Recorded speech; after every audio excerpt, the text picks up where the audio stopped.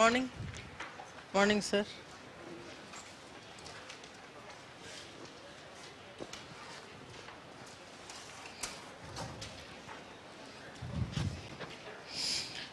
Quite a number of small topics we will be doing in today's class.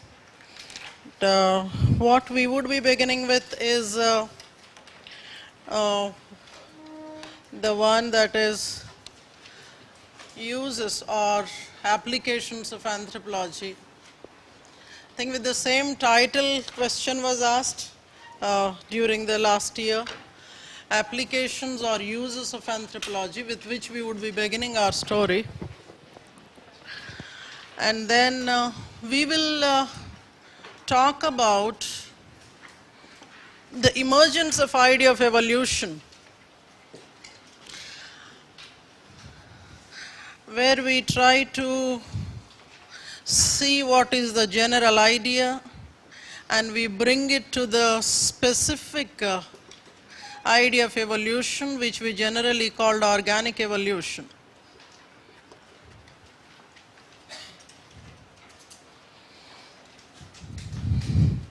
Then we take you to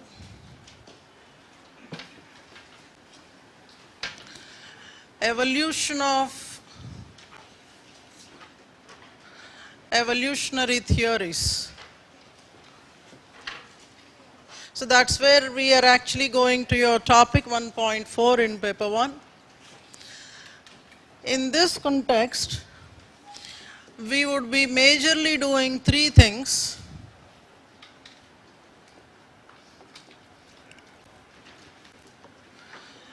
The pre-Darwinian ideas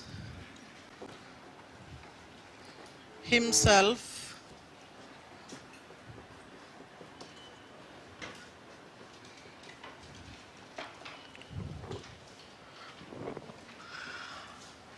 and we will be looking at the major trends under which we would have further categorization. We would see his journey, and then somewhere midway through we'll be incorporating some of the thinkers whom we call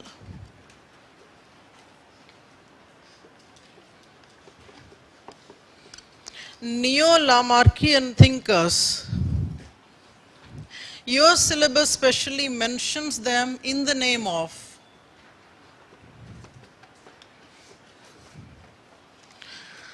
So apart from these theories, we will be doing, I'm more or less giving you a syllabus here, something called the Dollo's rule, idea of mosaic evolution,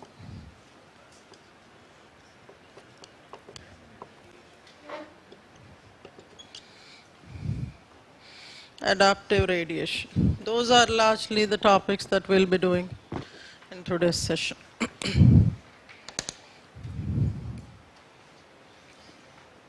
But before all this, we would begin with that. Uses of anthropology.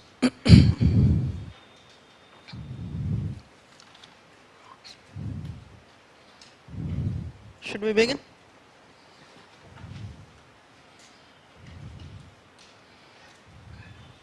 When we say uses, we are actually looking at the applied anthropology segment. The one that was asked in the exam was for 25 marks, so that was a big one.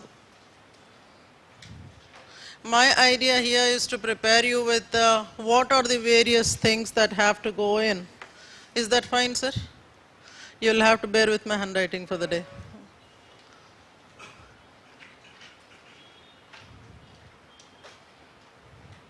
Where was I? Yeah. Applied physical anthropology, applied anthropology for that matter.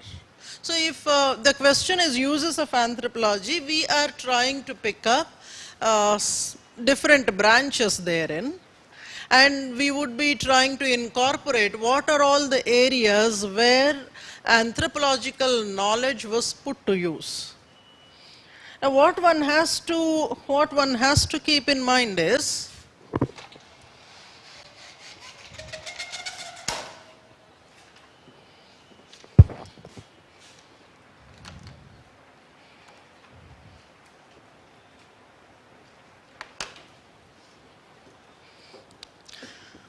for a question of this kind,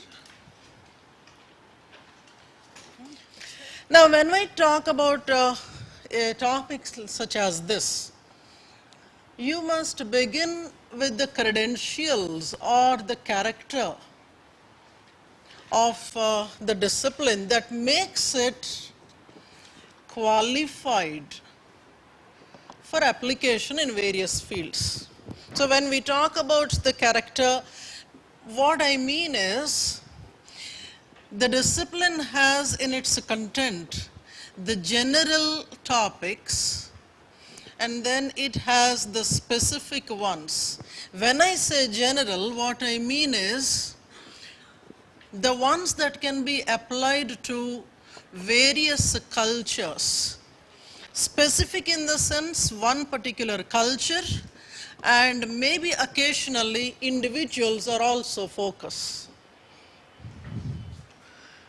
We will not have a dictation in today's class. You should flow with me today. And if at all my handwriting troubles you, don't trouble the trouble. Huh? Get troubled.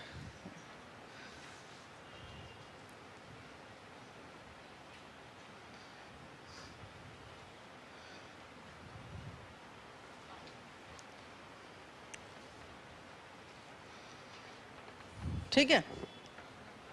I was saying that your answer must begin. Your answer must begin with the credentials or the special character, special methodologies of a study of the discipline. So in both the content and in the type of research, the discipline has certain characters that make it qualified to do. And with cultural diversity, study of cultures being the underlying theme, it actually has that character of application to different culture contexts. So whatever knowledge we are using, we try to apply to different cultural contexts. So it is in that sense, as far as this specific topic is concerned, I am trying to flash certain things. But the other topics we will not be doing much on the. Can I remove this one?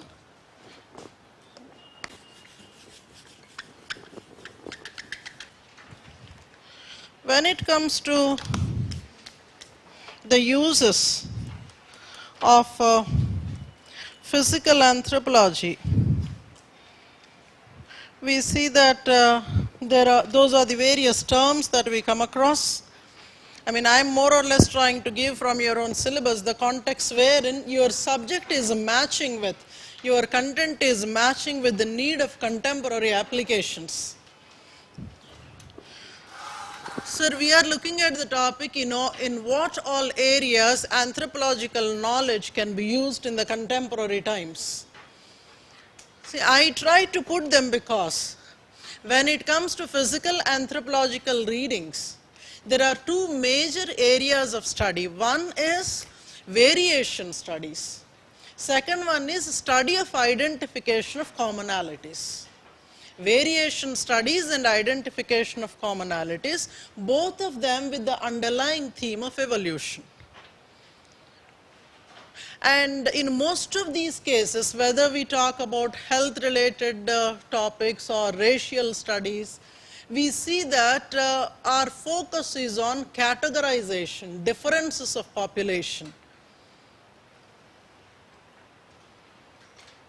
Everything boils down to the culture-specific research.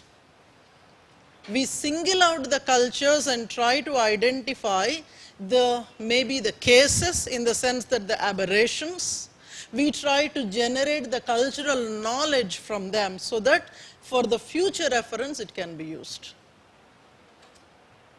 So at a broader level, we are trying to generate ethnographic knowledge of every specific realm here. Similarly, if we get into there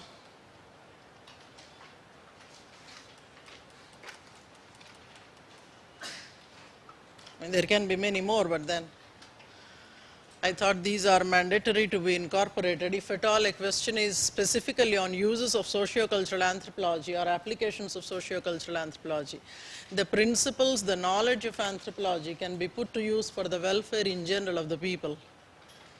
When we say welfare, welfare may be somewhere in the middle I have written. Tribal development programs, rural development programs, community development, CDP, TDP, parటీలు కాదండి. Don't throw the points at the examiner, try saying your heart out.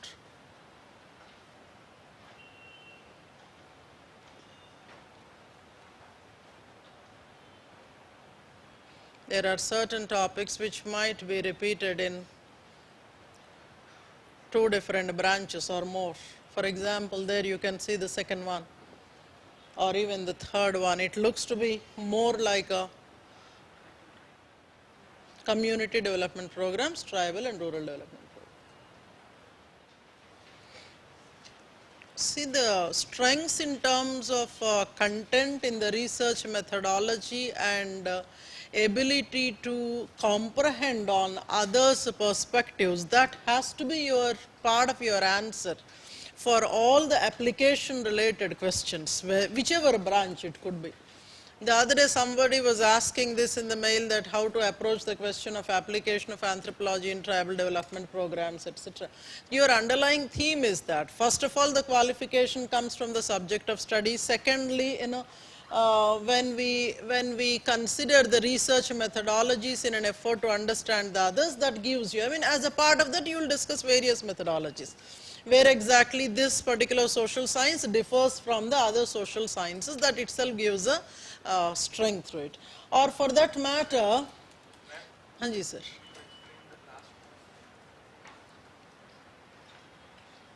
Last one, technological guidance. See, when that is not simply in the agrarian societies for that matter.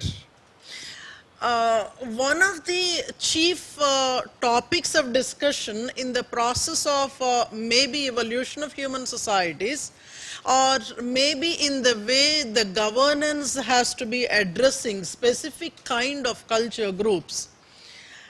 See, we have had this other topic, globalization impact on maybe agrarian societies, globalization impact on indigenous communities, etc. What we found there is, because of the culture contact when the indigenous populations were in a fix, because there is something like a change that is thrusted on them. It is in that case there will be a tussle between the indigenous population and the government. But in this particular case, when movement is inevitable, when you have to leave one kind of economic subsistence, that's only as an example I have given, when you are moving from one level of technology to the other, it may require a proper way of introducing them or accommodating them. In this particular case, actually in the village studies we see that when new technologies are introduced, they may be replacing the people there. When the replacement happens, accommodating the people that were dependent on the old kind of a system, that requires governmental interference. That's what it means. So based on, for example, we have a very run-of-the-mill kind of an example that we find in the discipline, that is the Chenchu population, who were actually seen to have moved into different kinds of economic subsistences from their parent hunting gathering kind of economic subsistence. When they are moving to the other economic subsistences, most of the time it had happened without they taking a call. So when they were moved into shifting cultivation, they did not take a call, or when they were forced into settled cultivation, they did not take a call. Everywhere they were actually pushed into these places by maybe the bureaucrats, maybe the government, the social economic order that was there at that place. So it was not a guided movement that was happening. And hence, you feel the disillusionment there. You feel the people not being actually benefited by their own schemes. That's what it means. Whenever you would want to bring a change, it has to be a guided change, and the change that has to incorporate the cultural wealth of the people. You'll have to assess their skills, and based on that, you try to provide. I hope. Any other things there?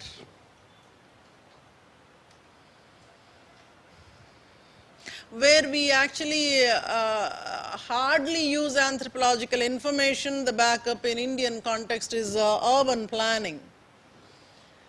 We do not use any kind of social scientists. We do not use any kind of social scientists. At the most, we use the engineer and the one who pays to the engineer, the economist. So it is a proper real estate that goes on. We are not actually taking into account the kind of social scientists in urban planning. That is the reason why all the evils there. In fact, the case study that we present to the people in urban planning is that of Chandigarh. Even today we consider the city of Chandigarh for urban planning and where social scientists have to be incorporated. Otherwise, in any major city, you do not want to waste so much of place for the roads. You don't want to waste so much of place for the footpaths. And then the kind of walking spaces in addition to the footpaths and the parking places, etc. People also say that that's a small city, so it is okay. Had it been some other city, people would have filled the entire space. Sometimes we have to accept the kind of effort that went into it. And then we have applied archaeological anthropology. We have said about this earlier also, applied archaeological anthropology. We used this in especially the second one, we spoke about that. Locating the war sites and then in the war zones, you can see the last one there, preserving the cultural wealth in the war zones. Finish writing, then I will talk.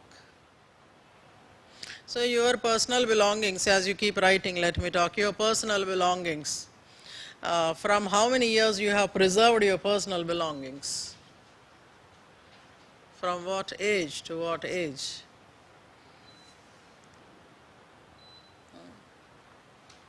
And if at all you had preserved any, what were they? I mean, if they are not a secret.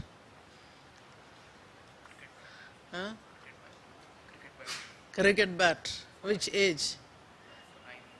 Huh? After 9, okay, from the 9th year.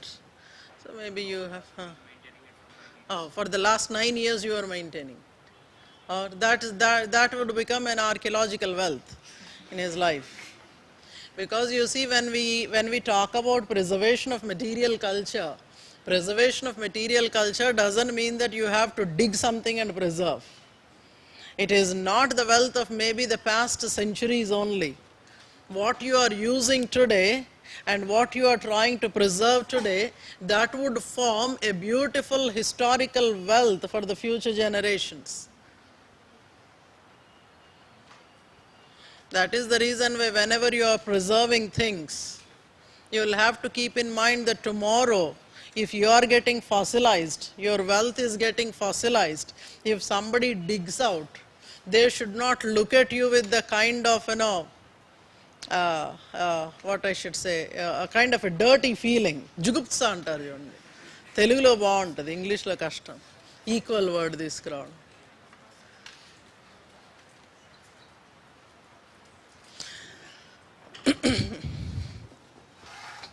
So what do you do? Your old belongings? It depends on the belonging, of course. Yeah, it depends on the belonging. I am not fishy there. It depends on the belonging. So what do you do with them? What are your favorite belongings that you dispose of? Maybe the old books? Did you actually preserve your college books, your school books? లేదా అప్పుడు చదవడం ఎక్కువ. Maybe in a digitalized form? Not even in the digitalized form. So what is it that? They have become survival of the past, so unnecessarily why should I carry? Because with the life increasing, more and more memories are getting attached. At one point of time, you will become a survival of the past for your family. They do not want to preserve you. But then why I am saying this is, it is a very important thing to either digitalize or maybe preserve certain things in the manner they have to. The kind of museum culture in India is not so strong. We don't have a strong museum culture. One of the case studies that I had conducted was on the Queensland University Museum, Queensland Museum. What we find there is very recent belongings of the people, maybe 2010 also, they are already placed in the museum. 2010 may not be such a big age, long time back for us. But then they understand that if at all we don't preserve the things as and when they are present, in the future anyway you will not be able to find them. Maybe in the photographs only you will be able to find. Otherwise, I don't think, I don't know how many of us still have a gramophone record in our homes, or maybe that kind of a tape recorder, 2-in-1 we used to have earlier, 2-in-1s. And वो वाला जो उसमें cassette आता था जो pencil से ऐसे करते थे. And the same thing we used to use for various other things. Once the tape is gone, we use it for various other things. But then those are the cultural wealth actually, the material wealth that has to be preserved. And I was actually seeing there different kinds of hats that are owned by men, women, the cigarette cases, the lighters, everything. And then one particular gallery for children's toys, what are the things with which they used to play. So till 2010 things are actually got preserved there. I thought that maybe they are randomly putting up some kind of draws there. Whichever draw I am trying to open, I see that there is a specification of age they have written, I mean the time period from which region they have collected, and all the kind of English and English wealth primarily. So museum is actually maintained in collaboration with the London Museum. So that kind of a thing is this. But in our case, we do not have that practice of preserving, and that's where I think we are losing our material culture. We are not able to give it to the future generations. Okay. Now coming back here, material culture is used to reconstruct the past. And hence, the named universities, named governments, I may be sounding very ethnocentric when I say named governments in the universities, they have started this practice of applying archaeological knowledge to preserve. That's where, in the war zones they preserve, and the kind of, this is one, so that for the future, whole lot of things can be communicated. Linguistic anthropology, applied linguistic anthropology. This is something like a revision of what you have done in the first part of your course. Couple of more actually topics are there related to Indian society, which we will try doing towards the end, along with the topics of religion that I have pushed it to the last couple of days. Because trickier questions have been coming up in the exam, just Buddhism among tribal communities, Jainism among tribal communities, which are a rare question, but then UPSC started picking up from there.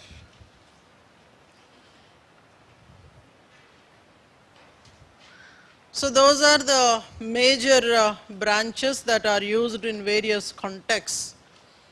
And when it comes to linguistic anthropology, that has been used in various social contexts, socio-cultural contexts, and in the globalization era, when you are trying to use it for economics, when you are trying to use for building international relations, it may be trade, maybe the kind of bilateral relations of any context, or winning a war is also possible by knowing what the other person is trying to say. A proper understanding is very, very necessary. Can we go? So those are the various contexts where physical anthropology, linguistic anthropology, socio-cultural are generally put to use. So based on this question I picked up because somebody was asking, looking at the previous year's paper uses, because people did not find any use of anthropology so far, except in UPSC optional subject. इसके अलावा भी कुछ uses हैं, so I thought I would सीना ठोक के बोलना है कि हाँ, this is definitely useful. That is actually the basic idea. Okay, now let me take you elsewhere. उससे पहले I would want to show a particular picture, because he's the one based on whom we are designing our class today. If he was not there, maybe we would not have been talking all this stuff, whether you call it sense or nonsense. अभी इसको तो आप चित्र नहीं बनाओगे, but then I wanted you to see the year. Many of you must be knowing, sir. Many of you, if at all you are from the life sciences background, you must have heard of him, read about him, right from the beginning till the end of your various courses. And maybe you must have worshipped him as a deity. So that was 1831, December 27, soon after his undergraduation, because he was from a well-to-do family, got into easily the royalties job, so he got into that ship. He was given that beautiful job of a naturalist.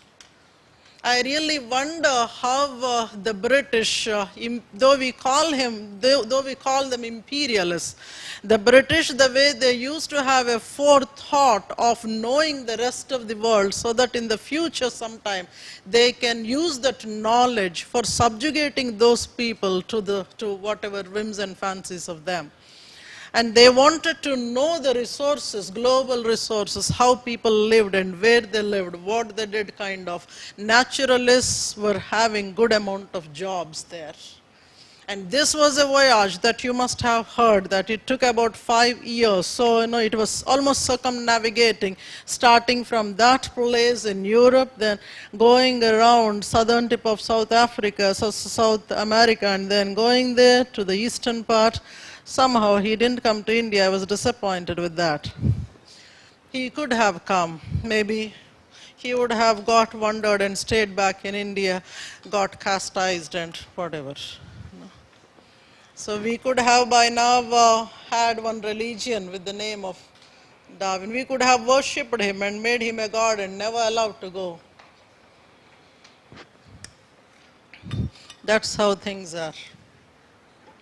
Because when we have worshippers of Aurangzeb in the country, I love that man Aurangzeb, though I didn't get a chance to talk about him.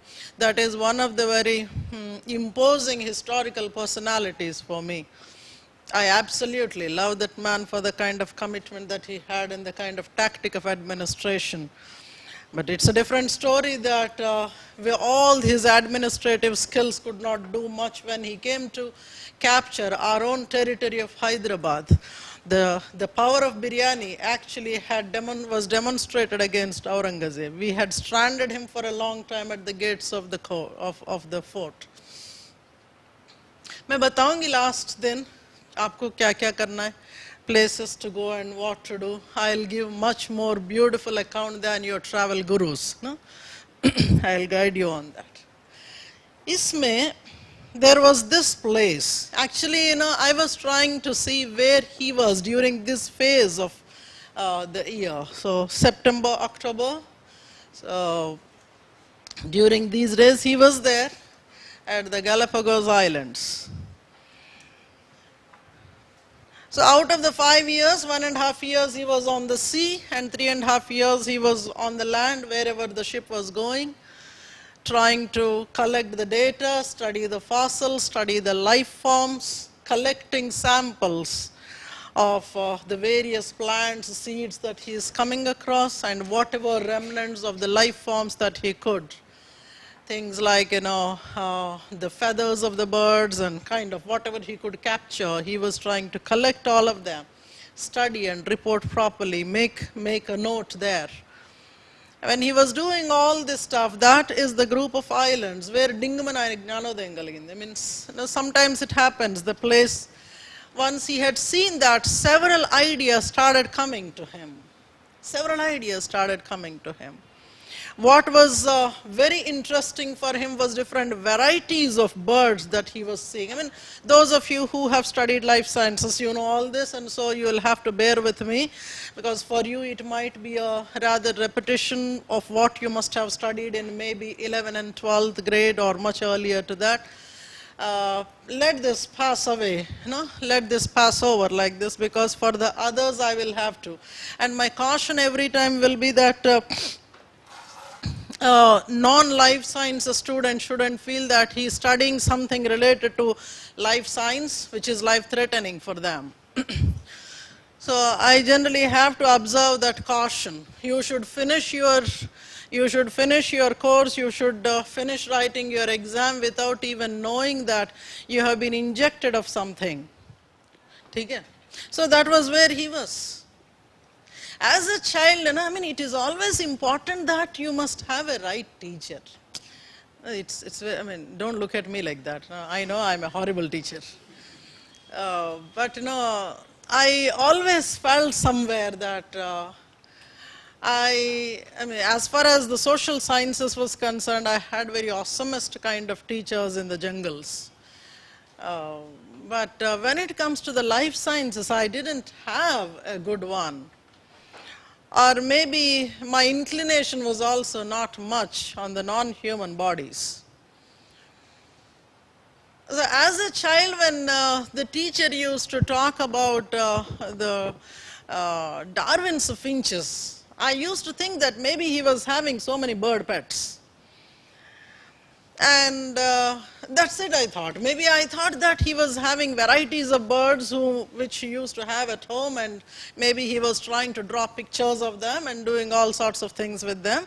And there ends my interest in him, because I had seen my own house filled with so many bird pets. So I thought, big deal, I also have, you also have, what difference, kind of. I never was interested in him. But only as I grew and I started reading much closely, I got fascinated in him. Darwin is my fascination, actually. Somehow, people do not consider me right, because how can somebody be parallelly a creationist as well as support somebody who spoke about evolution? See, every individual has got a purpose. Every individual has got a purpose of existence. Maybe all of us are trying to understand what is the purpose of our existence. And sometimes, it takes the entire life before we understand why we are here, what is the purpose. You must be knowing your purpose. Anybody who is clear of the purpose? No?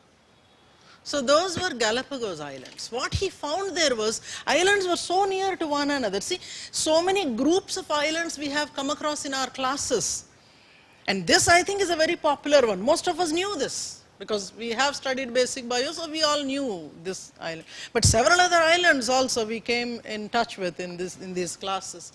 We understood that there were so many differences in whatever aspect that we are considering, maybe ecological aspect, maybe the biological aspect of the individuals, the look of them, the culture of them, the lifestyle of them.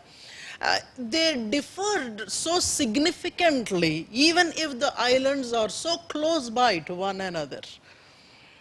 And that is what he had seen here, that in the neighboring islands, each island was having an altogether different life forms, especially his focus was on birds. Sometimes it happens, something catches your attention and then you are totally glued with them. There might be the other universe nearby, you're not bothered. He was so very bothered by the birds, so he started drawing the pictures of them, longer beaks, shorter beaks, and then he started looking at the ecosystem, how the ecosystem is, what kind of food is available, and he was trying to get a connection, the kind of food that is available and the kind of beaks they were having. They were linked to one another, meaning that seed-eating birds might be having one kind of a beak, and then maybe non-vegetative beaks may be of a different variety. So those varieties, and then from there he started talking about ideas such as adaptive radiation. We will be coming to that in the later part of our course. But then I thought I would introduce to you the idea of evolution.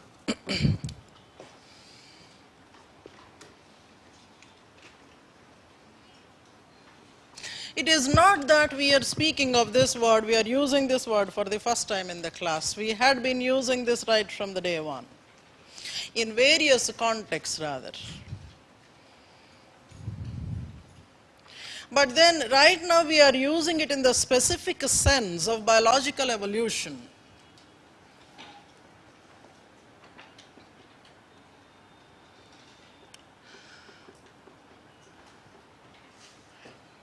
In this context, I mean, whether it is biological or other kind of evolution, there is what we call, there is a general trend that we discuss. General trends are observed.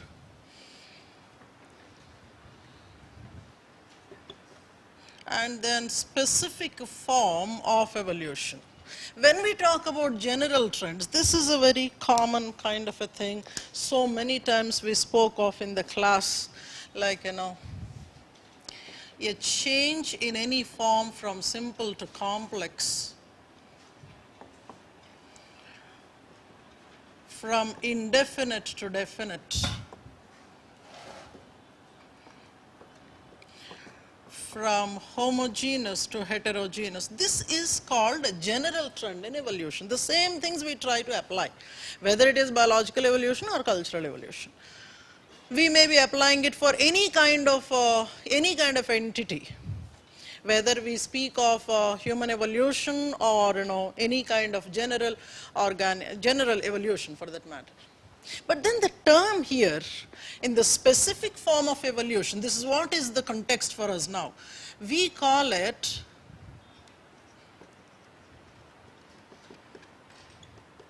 for the people who are from the non-life sciences background, the term itself might be petrifying. So you will have to know the simple meaning of this term. When we say organic evolution, what it means is, whatever may be the mechanisms therein, the process of a species giving rise to the other, we call it organic evolution. The process of a species giving rise to the other, we call it organic evolution. And this topic is incorporated in anthropology because we have human evolution studies wherein we try to establish that there were certain pre-human life forms that have given rise to the human life form. So in the hominid evolution, we see that a species is evolving into the other. That's what is the inquiry we are trying to make. Sir, actually speaking, this particular chapter, we rarely see questions from this chapter in the exam. But then, because I have to incorporate the ideas given by these people in the other discussions, and also that students have to find themselves closer to what they are actually reading in the syllabus. So I thought I should be doing them. Not that we get a question from there. మళ్ళీ పుసుకుని అంటారు ఇది చేయలేదండి అని నాకెందుకు చెప్పు. I was talking about purpose of this man.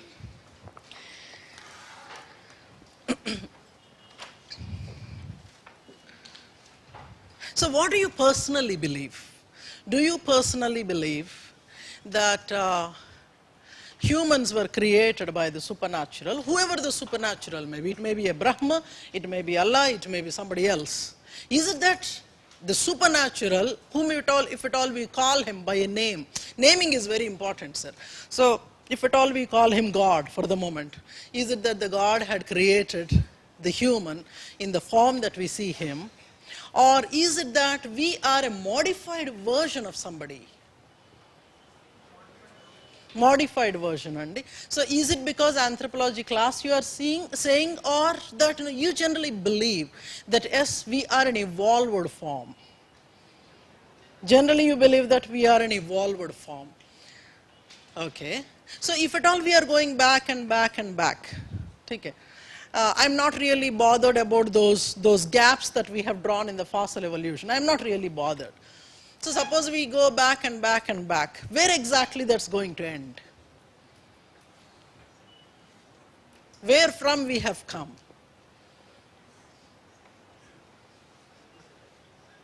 Enana? What was, Cambrian era. When the light started, life form started. Life form, life ekkadi nunchi vachindi? Bacteria nunchi vachindi. But cyanobacteria, is it also some kind of a life form? Or prior to the life form? Life kante munde emundi, before life? Chemical was there. Chemicals were there. So chemical is lifeless? Is chemical lifeless? అంతే కదండి, living chemical uranium తీసుకుని hello నేను ఇక్కడ ఉన్నాను అన్నది కదా అమ్మా. Not all, some chemicals are life chemicals. అంటే combination brings life. Individually maybe మీరు ఒక్కళ్ళే ఉంటే లైఫ్ కాదు, ఆవిడ కలిస్తే లైఫ్ వస్తుంది. ఇది అన్ప్లాన్డ్. మిమ్మల్ని చూస్తే నాకు ఆ స్కెంటిలేటింగ్ మోటివేషన్ వస్తుంది. ఇలాంటి అందుకే పెళ్ళైన వాళ్ళు ఒక్కళ్ళైనా ఉండాలి క్లాస్లో. They add spice to the story. పెళ్ళి is marriage. My question is, when a non-living entity is taking a form of a living entity, it may be bacteria, it may be something else, I am not bothered. You must be having the other story that there were single cell organisms, they multiplied and then multicellular ones came and then vertebrates and all that stuff is fine. Because you are ingrained, these things are ingrained in the enculturation process. When you are looking at the school books tell you that this is how the evolution had occurred. From a non-living entity, a living entity got established. But what was the magical moment? How did it actually occur? What made non-living become living?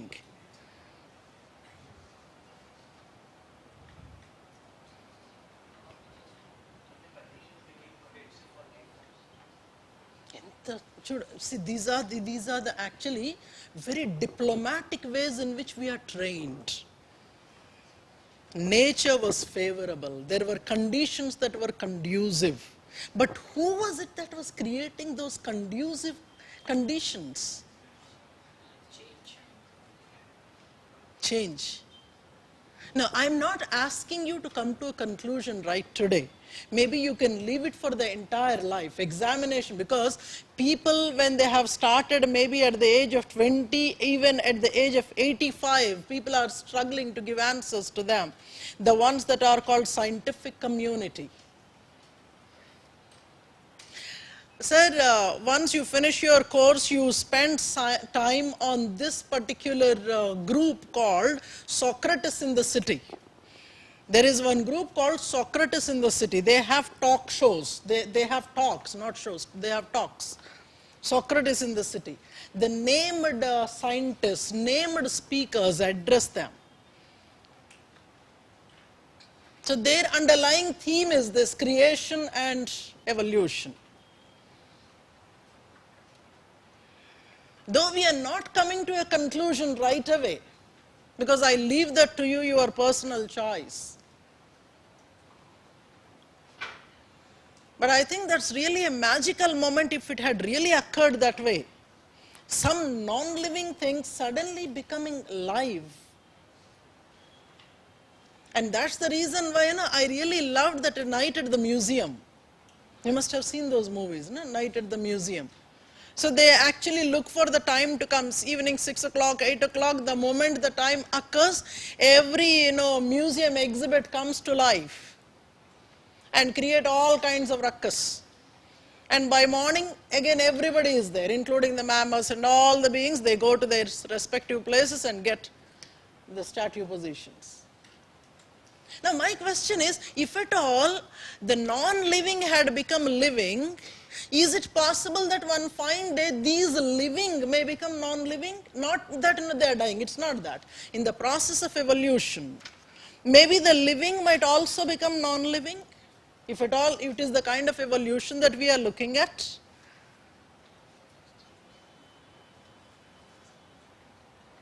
Did you get my question?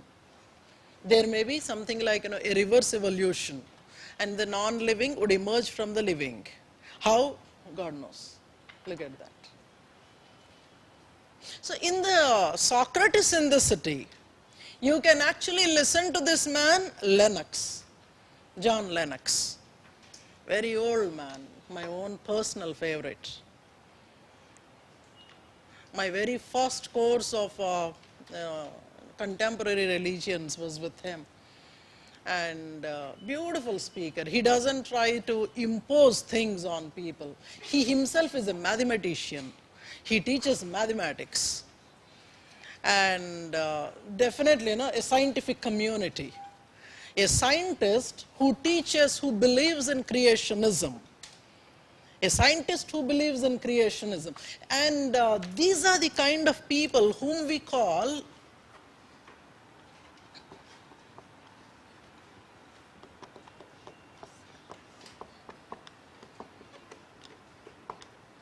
natural theologists and natural philosophers. We call them natural theologists and natural philosophers. I'm using this word in the class today because we are going to trace the evolution of idea of evolution through them.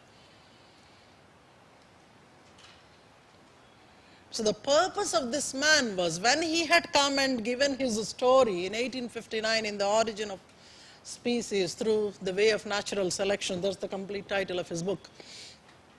People only recognize the first part of it, Origin of Species. Origin of Species in the way of natural selection. When he was giving this book, and we will be seeing the story, in a way he was trying to bring together all the ideas related to evolution. See, I have to dismantle certain myths here. Many people think that he was the beginning of the idea of evolution. You have to understand that he was not the first one, he was not the beginning of the idea of evolution. There were several people earlier to Darwin who had spoken about evolution. But the major difference between Darwin and the pre-Darwinian people was, pre-Darwinian people did not have so much of empirical evidence, but this man was speaking at the strength of the empirical evidences. You have to understand 1859 and 1920s and 30s, there's a long time between.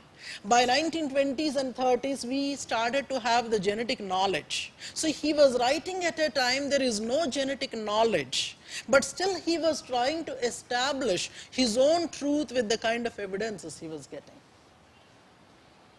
The reason why he became popular, in fact, you must be knowing the story. He did not publish his book in the first place. For about 13 years, he did not publish. There was an encouragement, somebody else also came, independent evolution was there, somebody else was also writing the same thing. Sometimes it happens. You give your answer and then you compare with somebody else's answer, exactly the same. People think that you have copied. If at all in today's world, if I have written one paper, if somebody else has written a paper, there's so much of commonality, you both end up in the court. You both end up in the court. But those were the graceful times. When he had written, kept it lying for a long time. Wallace, this was the name of the other person, who had written about natural selection. Both of them, when Wallace had sent his paper to Darwin, he was really shocked to see the ideas coinciding. And both of them came together, presented their paper in the Linnaeus Society. We call it Linnaeus Society. Linnaeus is the other man. We will talk about him. Carolus Linnaeus, you must have heard of him. We get our name from him. He was somebody who was known for naming people and others. Naming is very important, sir. Who named you? Who named you? Parents. In every household, there will be one person who is known for naming.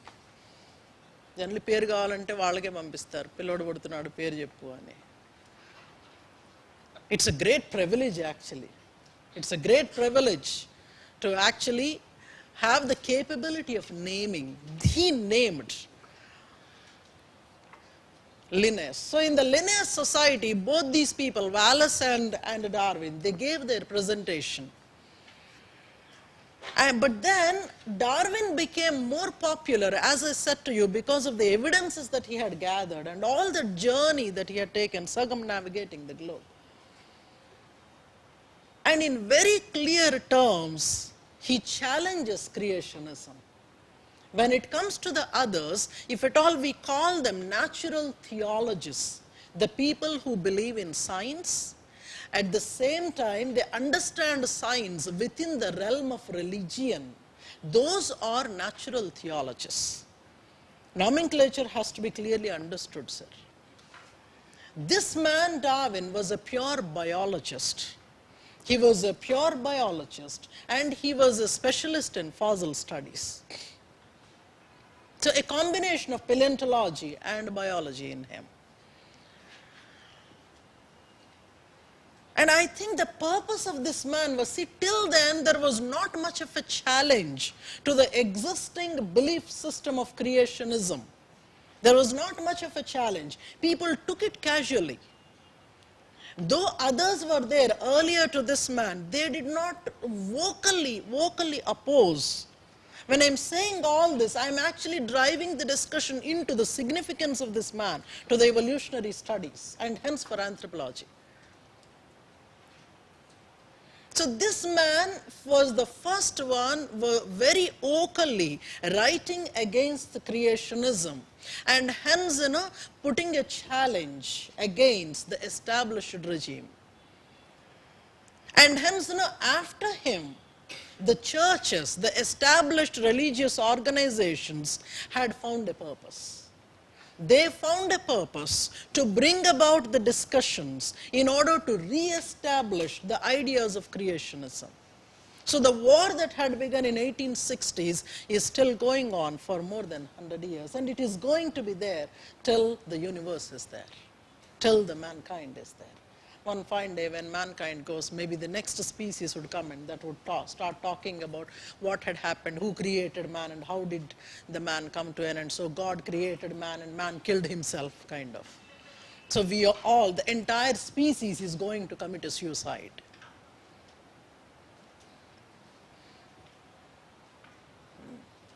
So I will take you from there. Maybe I would actually give you, I mean, that was the, I think, last topic that I have written in the list of things to come.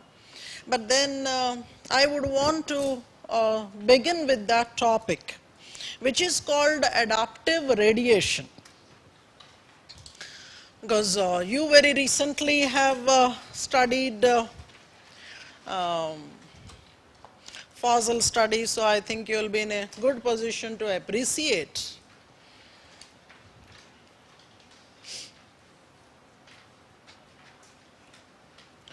So I would begin with that. Because the other day I was trying to ask this question in the test program. My question was adaptive radiation in the humans. Adaptive radiation in the humans was my question. Generally what students do is, you pick up the statements as assertions and you try to answer. But if at all you have seen basic bio books also, they talk about adaptive radiation is not something that has to be linked to the human evolution. Human evolution is altogether a different variety, that doesn't fall in the context of adaptive radiation. And it is here that I wanted to give you one basic definition, then maybe perhaps we would try writing, discussing some bit of stuff. You remember in the context of adaptive radiation, there is this man called Osborn. He was the one who gave a precise definition. Though it was Darwin who initiated the talk, proper definition was given by this man. Adaptive radiation, the rapid increase in the number of species with a common ancestor, characterized by the great ecological and morphological diversity. I will try explaining to you so that I can use this word liberally. make your traditional answers a little more unconventional, sir. This is a caution that I am giving to the life sciences students. The moment you see Darwin ఒక అదేమంటారు ఒక గుర్రపు సకిలింపులాగా వచ్చి immediately you start I don't know వాళ్ళకి translation ఇబ్బంది. Did it make some sense to you? It's the rapid increase in the number of species and the number of individuals in each of the species actually. It is in two ways. Adaptive radiation is of two kinds. One is, there is a common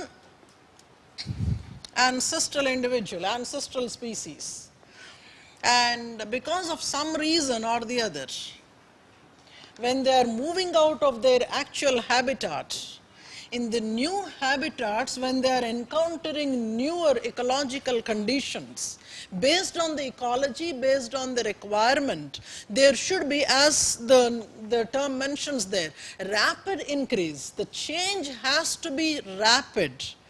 They'll have to change quickly. And the multiplication has to be faster. Multiplication of the number of species, multiplication of the numbers within the species. Naturally, if the gestation period is smaller, you will have a faster multiplication. And the changes are also quickly getting established. So this adaptation in the new ecological condition, coupled with the adaptation majorly is based on the morphological conditions that you are establishing, newer features that you are gaining. This is what he calls, Osborn calls, adaptive radiation. In an effort to adapt to the new ecological conditions, you are modifying your morphology so that you survive. So throughout this discussion, two terms become vital for us. One is survival, the second one is reproduction. You are successful if you are able to survive. Your survival, a mere survival is not sufficient, sir. Your success is gauged based on your reproduction. So this survival and reproduction, these two are very, very significant. Now, the reason why I was asking this question, adaptive radiation among humans, what Lennox says is, it is a timeline difference actually, a timeline difference. What is the meaning of rapid and what is a slow evolution? That's a relative one. That's a relative one. Maybe if at all they are trying to see the, when I mean, as children you must have studied this in the survival kind of a situation. There was a study of moths. There was a study of moths by the Darwinian people. You see that suddenly industrialization happens and then some kind of suit, black suit spreads the industrial centers. And in such a context, the moths that are grayer or black in color, they get escaped from the predators. On the other hand, the white ones or any other color that can be obviously seen from the suit, they become the easy prey. You must have done this in your early childhood. What was happening there? Generally, in the early schooling, the kind of presentation that is given to us is, we get a feel that maybe looking at the black fellow, even the white moth is trying to change its color. I mean, at least that was the impression that I got as a child. But what has to be understood is, over a period of time, the black moth's population increased, white and other colors reduced, because the white and other colored became the prey. They were eliminated in numbers. Not that there is a religious conversion happening from white moth to black moth. It actually demonstrates that the one that has a special skill is surviving. This skill in a regular evolutionary terminology, we started to call it as the fittest. Fit doesn't mean that you are strong. Fit doesn't mean that you are tall enough. Fit is actually the term that has to apply to these two contexts of survival and reproduction. Ante bagodu malli. నేను అన్నాను, మీరు విన్నారు. Done? So if at all the question is adaptive radiation in human, what Lennox says and Osborn long back had said about is that in the hominids we do not apply this term because in the case of the hominids, the evolution was much slower. It took millions of years for one species to get transformed into the other. For one species to get transformed into the other. You yourself can recall, what you have done in fossil studies. Maybe 5 million years ago, we had seen one variety, one species, and it took 2-3 million years of time, and then by the time humans came, it was maybe less than 1 million year ago. So almost 5 million years it took for us to come into this particular form. Definitely change was occurring, but the change was very gradual. Some people actually, and I was reading one other answer, adaptive radiation of humans, what they tried to do was an African origin theory they were trying to incorporate. See, from Africa, Homo erectus or somebody had moved out, and they have moved out to different regions. They got adopted and they emerged as what they are. This is a wrong interpretation. I wanted to incorporate, Hanji sir. I was coming to that. Whatever these episodes you are talking about, these are considered to be the landmark episodes. It is not that the climatic conditions or ecology that you are seeing is not changing so very quickly. See, when compared to the human, when you say, for example, some kind of insects or the butterflies or kind of things, or maybe the kind of smaller life forms like the birds, or maybe some kind of bacteria, even a small change in the ecosystem would mean a lot. That may become a life-threatening one. It may not be so for you, because maybe perhaps you have the other tools through which you could live. Maybe a cultural mechanism was there which was making you much more comfortable. And even if we see that one life form was giving rise to the other, one species is giving rise to the other, we can actually count on the fingers how many species must have been there before the human. It is not hundreds of them. I don't even say tens of them rather. You may say that the kind of evidences that we have are scanty, and based on the scanty you are speaking, but we will be speaking based on what is available for us. See, people may or may not agree with what the scientists said, but then we will have to give the meaning they are attaching to the terms. You must have come across this particular word called anagenesis. What we mean by anagenesis is, Osborn and Lennox, across the time, they say that human evolution, the kind of human variety emerging, maybe in the ecological context, across the timeline, what is happening in the hominids, we can call it anagenesis, that is evolution with a mild difference in them. There is definitely a new species coming up. In the evolution of the new species, a slower process of a change, and the change is getting accumulated over a long period of time, that is giving rise to a new species. So if at all you see in a 10 or 50 years of time, you may not find a difference. In your lifetime, you may not find a difference. But maybe if you go ahead in time, maybe a 50,000 years, maybe a million years later, if you observe that there is a trend that is getting established. So this a long distance macroscopic study, macroscopic change that we witness in the humans, we call it anagenesis. It is not equal to adaptive radiation. The caution I wanted the students to observe was that don't take the statements as assertions and try to answer.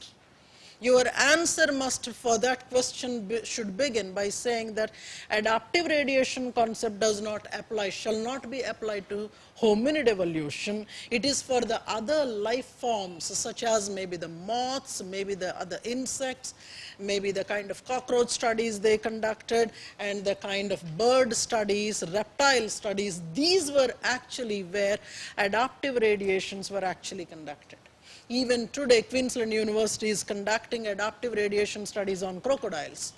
They have huge varieties of crocodiles. And each coastal region there has its own variety of crocodile. And how is it really possible that such a variety happens in the same continent?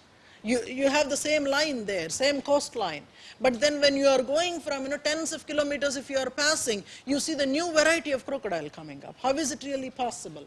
So that's where they are trying to use adaptive radiation studies. But when it comes to the humans, we don't apply it. And maybe that's where we are trying to show our own anthropocentrism. You may perhaps say that as well. So Lennox says that there is a timeline difference. There is a time difference in the sense that we go slower, and then number of species are less when compared to them, and the number of offsprings are also less. However capable you are, you have limited offsprings, but for them you can have multiple births in the same, and then you would be having quicker gestation periods, good number of individuals born at the same time. So you see that numbers multiply very faster. In our case, thankfully, we don't have that. Did you get the point? After having said that, let me take you to the other things in the day.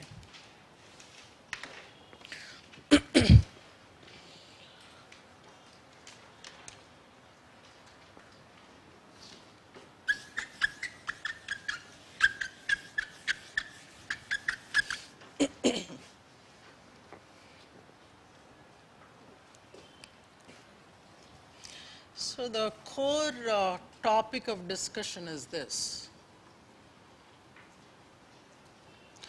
I would want to use the definition given by him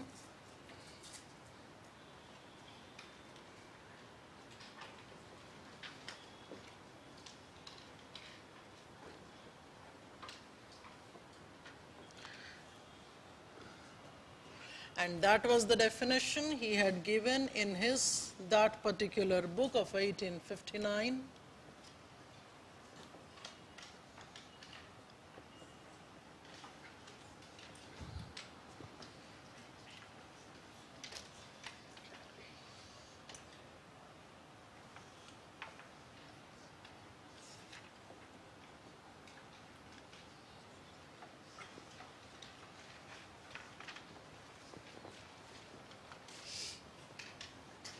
So for him, evolution is a descent with modification.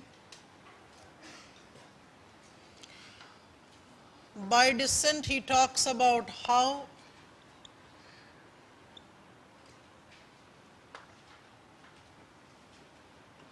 the traits hereditarily pass on to the next generations.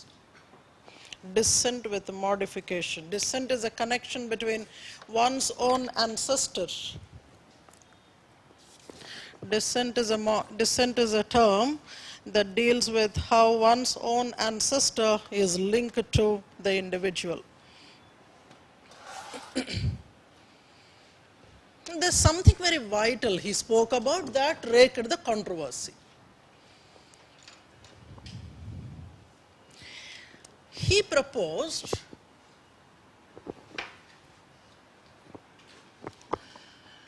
that all species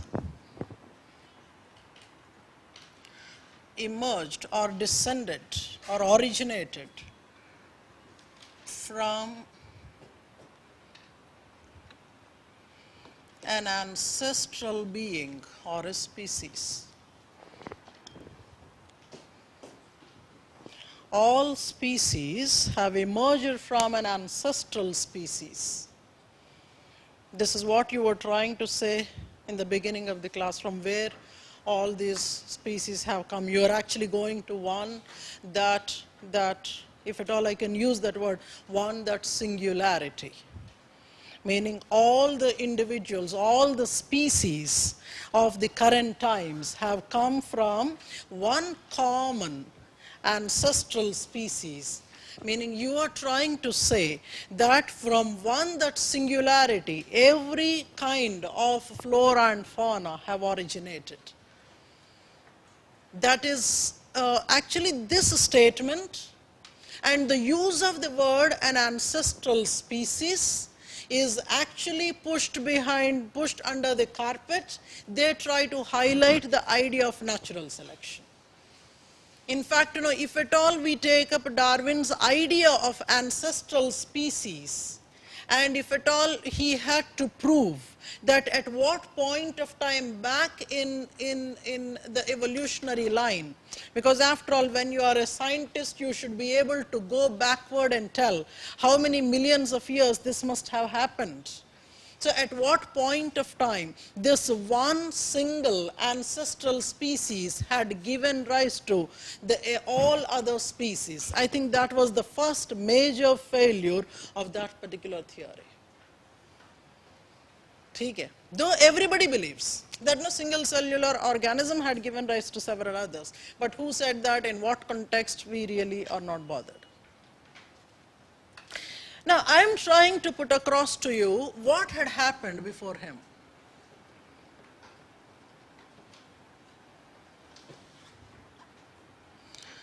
I try to be as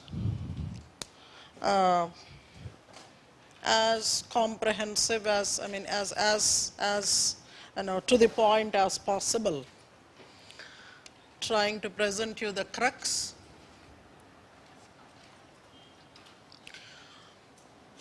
I would begin the story. Sir, if you look at your book, in the pre-Darwinian theories, I have mentioned 10 of them. But personally, I am not interested in all of them. This gives a broad trend. In between, you can actually accommodate all those people. I don't have the book, you may perhaps see. We will begin with him. You know that he was a biologist of his time, and generally, we call him, he was somebody who was trying to make it much more systematic, much more, trying to understand biological life from a scientific perspective rather than, when Renaissance kind of thing, if you could see, the earliest Renaissance, if you could see, he was one of the protagonists there. Nevertheless, there are certain interesting things about him. He proposed, as many of you must be knowing,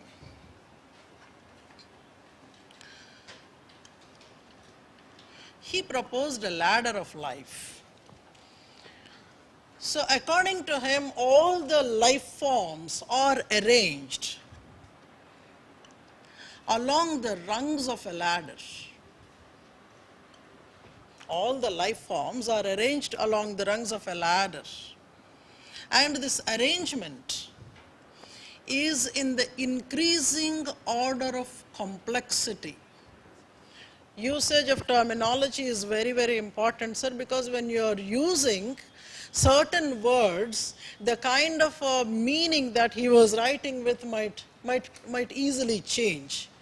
Meaning, what I am trying to communicate here is, he is saying that organisms are arranged in the increasing order of complexity. So he is actually trying to arrange the non-living ones.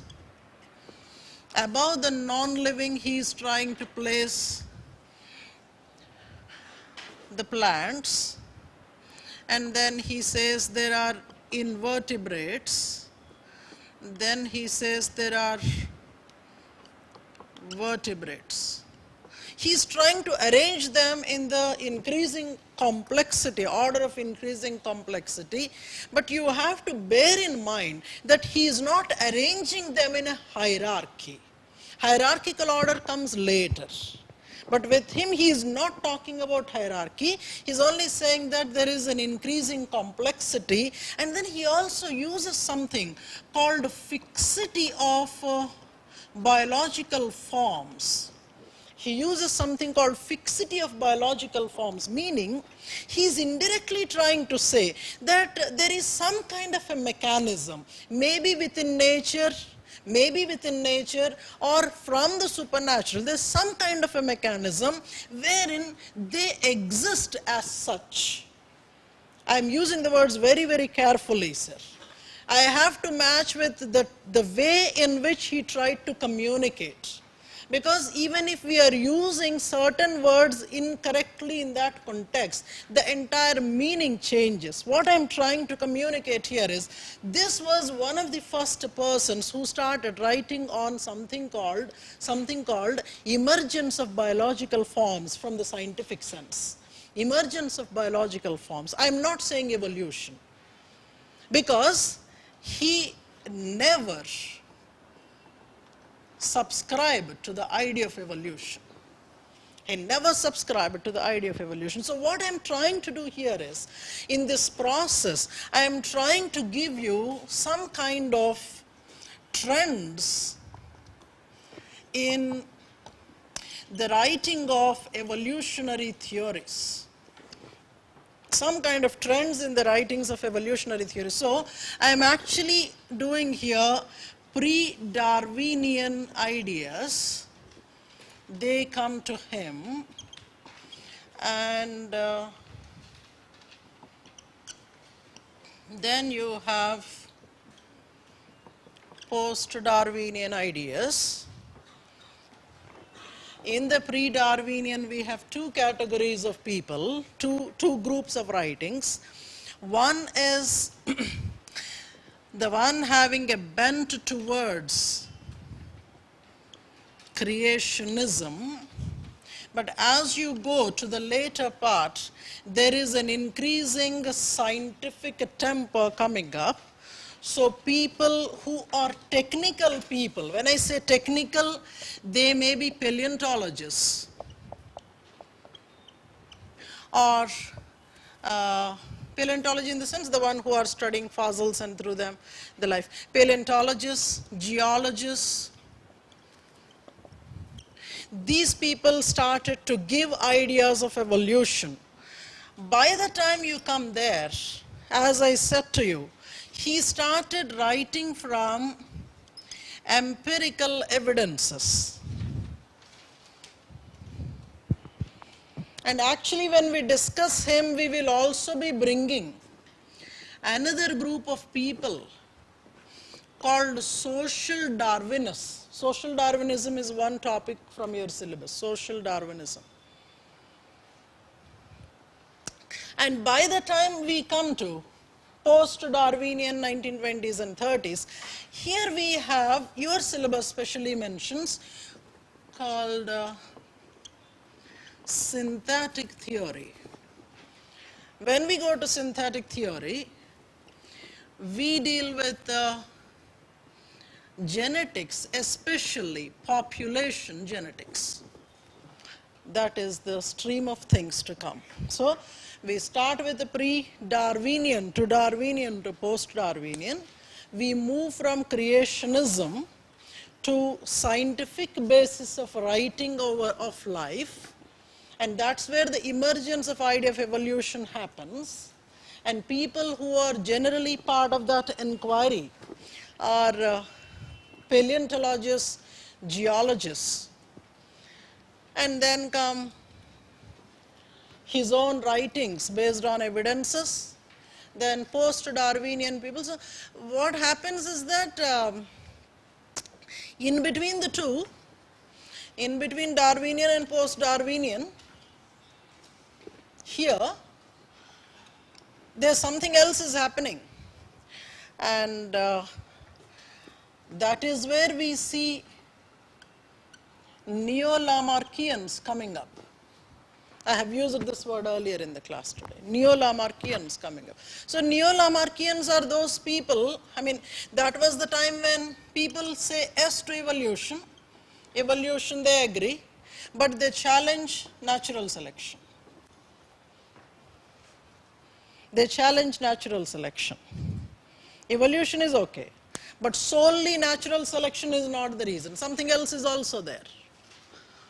So that is where people come up with their own other ideas, other set of ideas.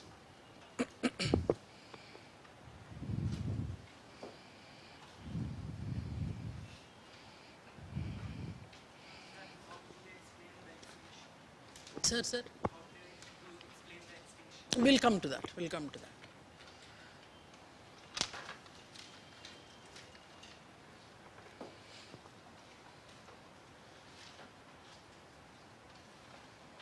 Can I go? So I was here with this man.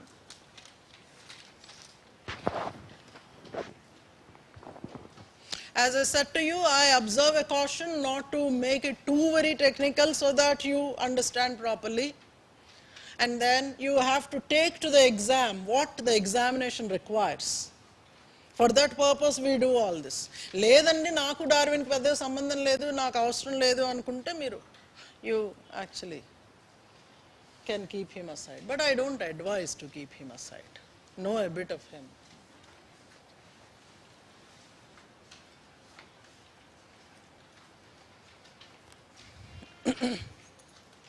And my caution to all of you is that don't spend time on cell biology. Don't unnecessarily get into your cell and get lost there. We will be getting into the nucleus in day after tomorrow's class and try to see what's there in your nucleus and how exactly, the kind of chemical loach are happening there, and some kind of aberrations are getting established in the people, and how anthropologists and why anthropologists in the first place are interested in studying those aberrations. This we are going to see. And we will also see very interesting references on Down syndrome and where exactly people started studying, what are the various medieval paintings where Down syndrome was painted in a specific way. There is also a very classic painting in Italy that shows the child Christ having Down syndrome features. That became a very interesting painting. So people started to write maybe the kind of statements that he had given, the kind of religion that he proposed is an aberration because he is a person born with an aberration. So kind of. So we will see why is it that people are interested in. After him, there is one other school. This is actually a group.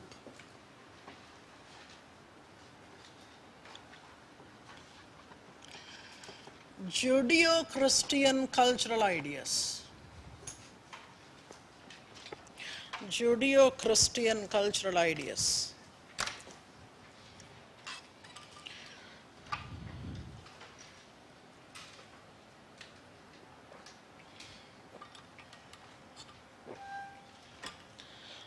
It is here we see that they are mostly based on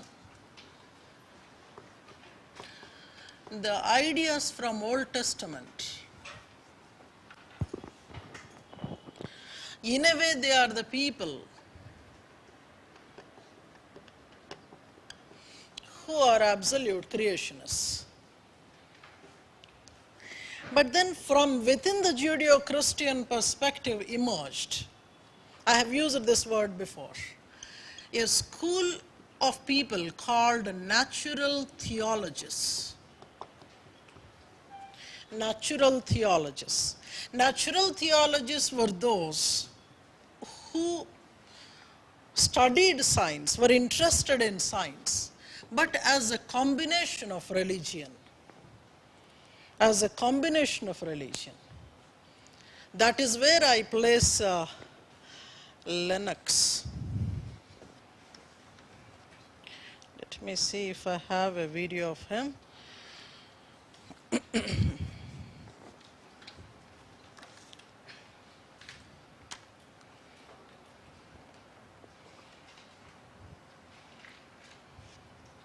So that you can see the old man. Did we descend from apes and hominids? The point I made earlier is this. According to Genesis, and God said, let us make man. The detailed story in chapter 2 and 3 of Genesis, which says that God took the dust of the earth and made human beings. Hebrew could have said very easily that God took an existing animal, but that's what it doesn't say. If you were ever trying to get across the idea that human beings were a product of existing animals, Genesis is a very bad way to do it, because it appears to go in the exact opposite direction. So my own feeling about it is that it is a special creation, that human beings are utterly special, that God created them directly in his own image, out of pre-existing material, mind you. But as I said, if you're going by the story, it seems to be to lead away from that. I notice, though, which is interesting, that some of my friends who do take the hominid view, they still, many of them, have to say that God does something special to make that hominid a human being. But then, once you have admitted the principle that God does something special, why not go the whole way? You see, what I mean by that, ladies and gentlemen, and this is very important, it's this. That the problem is singularities. Scientists don't like them. That is a place where the laws of nature appear to break down. Now, physicists have got used to a space-time singularity at the origin of the universe. Christians believe, of course, that God is behind that. Now, Christians also believe that there was a space-time singularity around 20 centuries ago. The virgin conception, the life, the resurrection of Jesus, the incarnation. That isn't a result of physical processes going on in the womb of Mary. That is God's deliberate intervention. Whether we believe it or not, that is what the text says. Now, where I come in is this. Genesis says, and God said. It doesn't say it many times. It's not saying that God did billions and billions of special creations, but it does say, and God said. So if you admit that the original creation was a singularity, the resurrection was a singularity, what is the in-principle difficulty in admitting that the origin of life and the origin of humanity, say, are equally singularities? In principle, I see no difficulty. You have to face the in-principle question. Now, I've tried to face that in my book, God and Stephen Hawking, and also in my recent book, Gunning for God, so I can't go into that tonight. But it seems to me that that is where the real issue lies. And as I say, scientists don't like the idea, and I'm accused of it all the time, that they say, oh, well, all you're doing is saying you can't explain it, therefore God did it. The God of the gaps. They say that's the lazy way out. Yes, it is sometimes. But not if the gap tells you what the thing is you're studying. If I see that the gap, so to speak, is metaxas written on the sand, I don't think that saying that an intelligence wrote that on the sand is just saying an intelligence of the gaps, because it's the nature of the writing that tells me there's an intelligence behind it. That's a totally different matter. So that's how I'd approach that question. So that you can actually see somewhere in the middle of the talk, somewhere at 1 minute 30 seconds or so, you can directly go there. He talks about the special changes that were coming, miracles that were coming. Actually, he is trying to compare his own ideas with the other scientists in his own campus. Other scientists who believe that there was something like a miracle that happened when one species was coming into becoming the other. So there is something like a chance they talk about. Many times what happens is, even if the same conditions prevail, It may not be possible that the same event takes place. I hope you understand what I'm saying. How much ever scientific skills we have got, how much ever progress we have made in science, we hear the doctor saying that, see, the process of conception and the conception properly taking into the birth of the child and survival of the child post-birth in the early times there, it all is so very miraculous. How much ever, scientific knowledge that you have got, occasionally things are out of your hands, out of control, and you totally believe it on the nature, you put it on the nature to take care of that process. So not everything is in the control of the man. That one has to understand. Even the scientific community today believes that it is no less than a miracle. It is no less than a miracle that individual would survive the entire path of the gestation period and comes out alive. Hallelujah.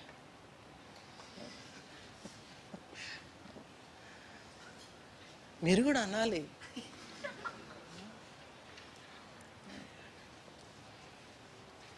That is the man. Look at him, how young he is.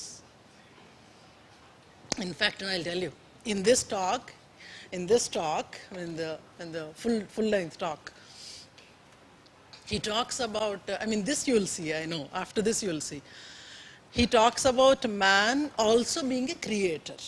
We are also creators. We are also creators. We have been creating the robots, been creating robots that look exactly like the humans. And the old man was saying in that talk that just imagine I being a mathematician into robotics, maybe I create, he has a wife, they survived in the marriage for about 40 years, my goodness, 40 years of marriage, and then with the same person, 40 years of marriage surviving, and then now what he says is, suppose he manufactures a robotic wife. He manufactures a robotic wife. So evening, after the job, you go there. You have programmed the robot. It has a colorful screen and all that stuff. You have, whatever he said, I'm telling. No, it's not my own. I love such kind of speeches. That's a different story. And my selection is very, typical as well. So he says, once he goes there, because the wife is programmed. Everybody wants programmed wives, I'm sure. Everybody wants programmed wives. So the robotic wife is programmed. She opens the door. And then he says, come kiss me. And then she comes and kisses him. And he says, is it the real kiss? Is it the organic one?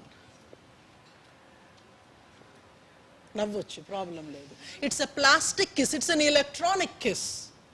You have actually made the machine to do what you wanted.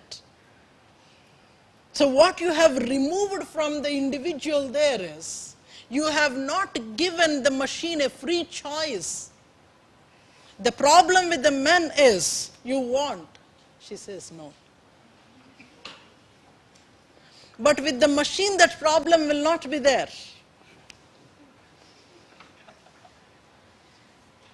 So you are a creator. I'll take it to the other level here.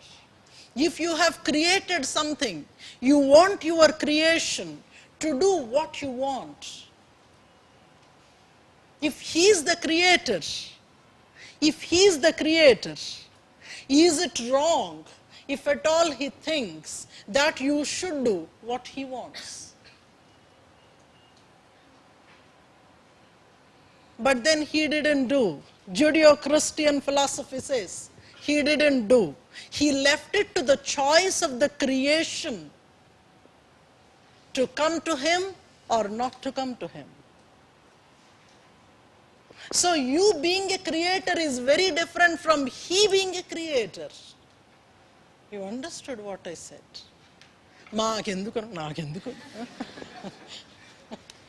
kind of. మాట్లాడుకుందాం exam అయిపోయాక I will invite you to my talk, seconded by Aaron Revella. Both of us will give you the talk and then you can have that beautiful. So those were the Judeo-Christian people.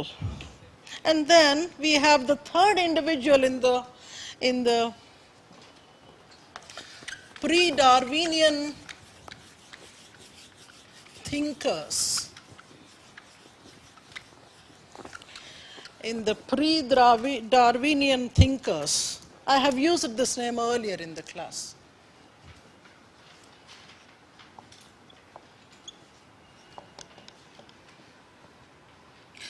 Carolus Linnaeus.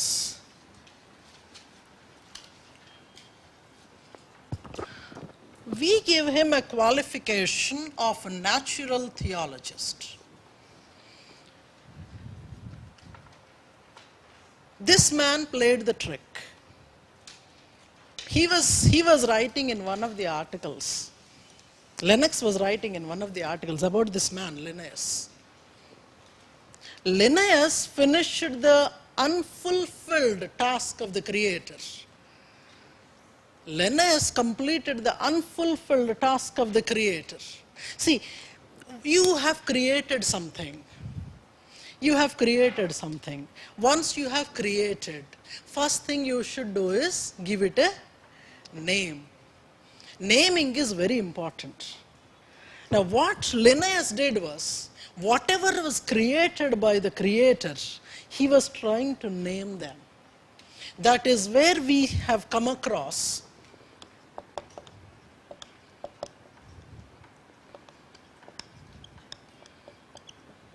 the system of binomial nomenclature. He had named us as well.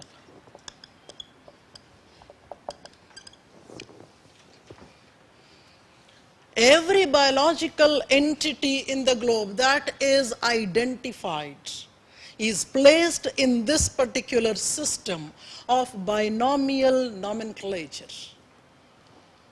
It is not simply that. This man tried to change, he tried to review the Aristotle's idea of ladder of life. He tried to bring what is called hierarchical nomenclature system. He tried to bring what is called hierarchical nomenclature system. There he had done the maximum kind of a damage one could do. Meaning he has already established human as the topmost species among all the biological forms.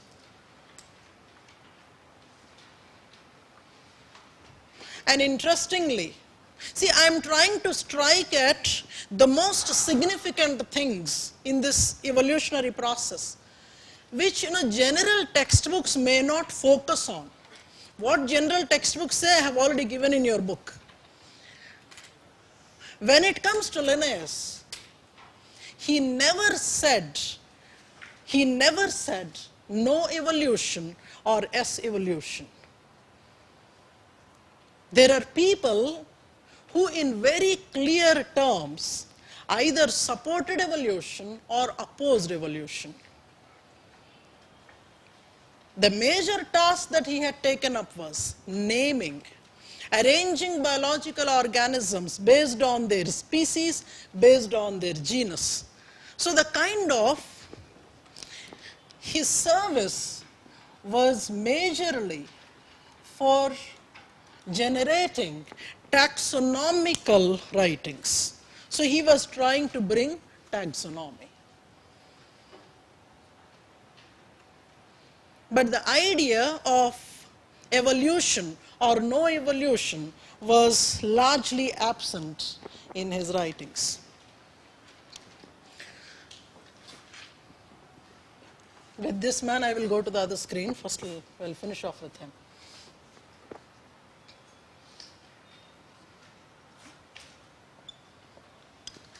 There was this person called Georges Cuvier. Don't pronounce R. లేదు కంఫర్టబుల్గా ఉండదని మీ ఇష్టం, రొచ్చు చేసుకోవచ్చు. జార్జెస్ క్యూవియో, CUVIER. చిన్నప్పుడు గట్టిగా క్యూవియర్ అని చదివించుంటారు స్కూల్లో. Are అనేది రావాలి కదా. Like psychology. For a long time I didn't know that it starts with the P. P వచ్చాక స్పెల్లింగ్ మారిపోయింది, దాన్ని ఎలా పలకాలో తెలియదు. ఇప్పుడు పక్కోడికి నువ్వు చెప్పి నువ్వు గిల్లుకొని గిల్లించుకొని,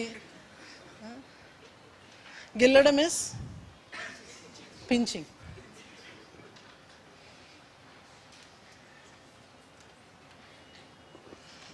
How does the name look like? I mean, which country?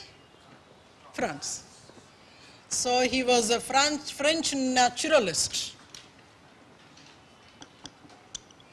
A French naturalist who was actually studying fossils. He was studying fossils in and around Paris. And when he was studying fossils, this is very interesting, sir. He was trying to study various layers. So naturally, we know from fossil studies, we have something called stratigraphy. This was the man who started using that word stratigraphy. Meaning, as you are going up, those are the recent ones. As you are going down, those are the older ones. Now, in the fossils, when he was studying the rock fossil, I mean fossilized entities, he found that from layer to layer, there was difference in the life forms that he was finding. There was difference in the life forms that he was finding. So if at all you are comparing with some biological entity there with somebody there, whether it is a flora or fauna, as deeper you are going, the more is the difference between the one that you find there and the one that you find here. Deeper the layers are, more diverse the flora and fauna that you witness. Are you there? Deeper the layers are, the more diverse, more different varieties, I mean, when compared to the one that you find at the top. And also he found that there are, at particular times, I mean, in this layer you find some organisms, whether they may be flora or fauna, but when you are going down, you don't find them. So there is a variety. I mean, all of a sudden you see that there is a disappearance happening. Some forms are getting disappeared, some new forms are coming up. So this appearance and disappearance of a new ones, he calls it theory of catastrophism. He calls it theory of catastrophism. Catastrophism may be some major phenomena, major development, because of which particular life forms may disappear and new ones might emerge.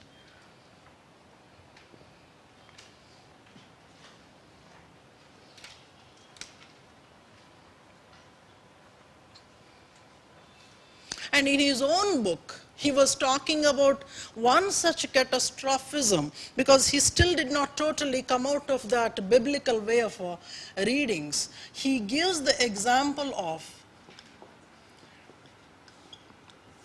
we have many more floods in the recent past. You need not have to go to Noah in order to show that, see, this is the individual, because of him, a catastrophic thing has happened. But somehow that is so very magical.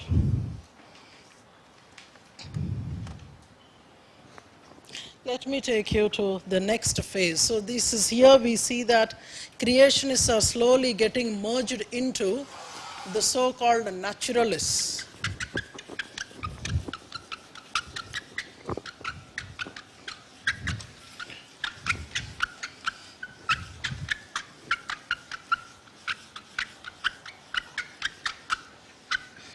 I'll only take 3 more people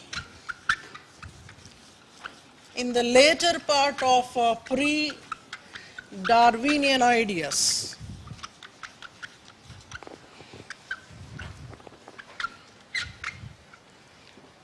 Three people. So maybe you consider it as a continuation of them.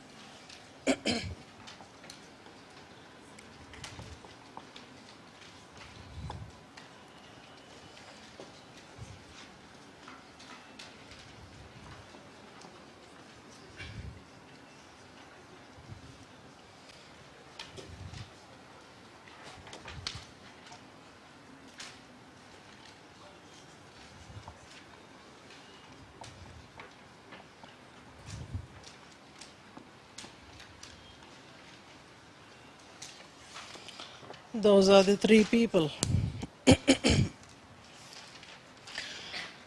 James Hutton, Charles Lyell, and our own close friend. If at all a question has to be asked, if at all, it may be Jean-Baptiste de Lamarck. You may ask, why did I not use the complete names elsewhere and I'm using here? Just like that, I love that name. No reason and logic. We see that here we come across people from the true scientific disciplines. They are from the true scientific disciplines. I am coming up now with the first theory. This man was a geologist, a Scot and a geologist. People who must have studied geography must have come across him. He came up with an idea called gradualism. The idea of gradualism. My effort is to gradually take you to the idea of evolutionism. By gradualism, what he means is,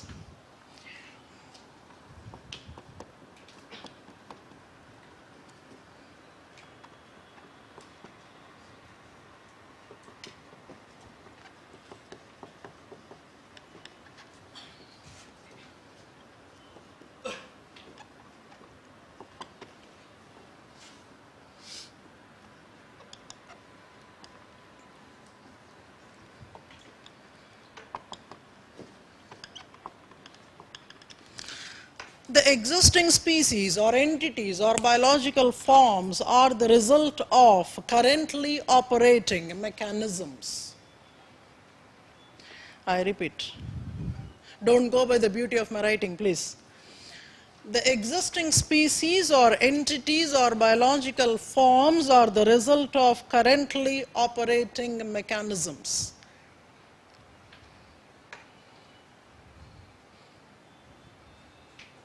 Meaning, he is actually talking about three major mechanisms.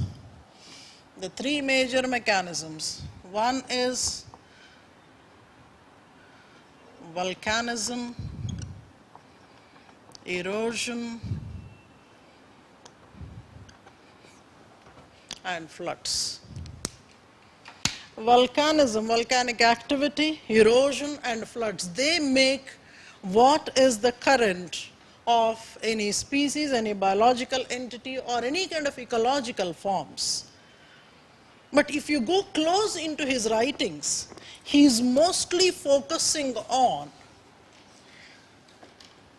the descriptions of landforms. And from the descriptions of landforms, he is trying to link it with the biotic entities.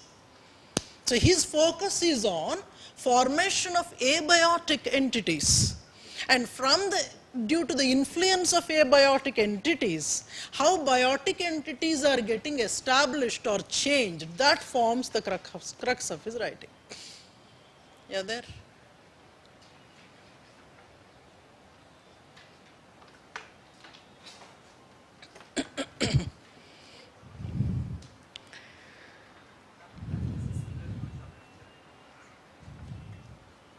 They did not use, so we won't use here. You may say so. You may say that maybe, see, when people were using geographical determinism, we, at least I did not come across, from the readings that I have done, I did not come across somebody quoting this man. Maybe perhaps you may say, for your own advertisement's sake in the exam. No problem actually, you may. ఎంత వాడుకుంటే అంత. May I go? The other one is called Lyell, Charles Lyell, also into geology. ఏదో అల్పనాలు చేసుకోక మనకి ఎందుకు మాస్టారు?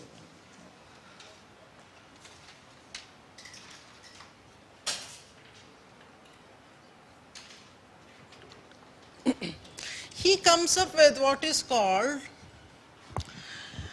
the principle or the idea of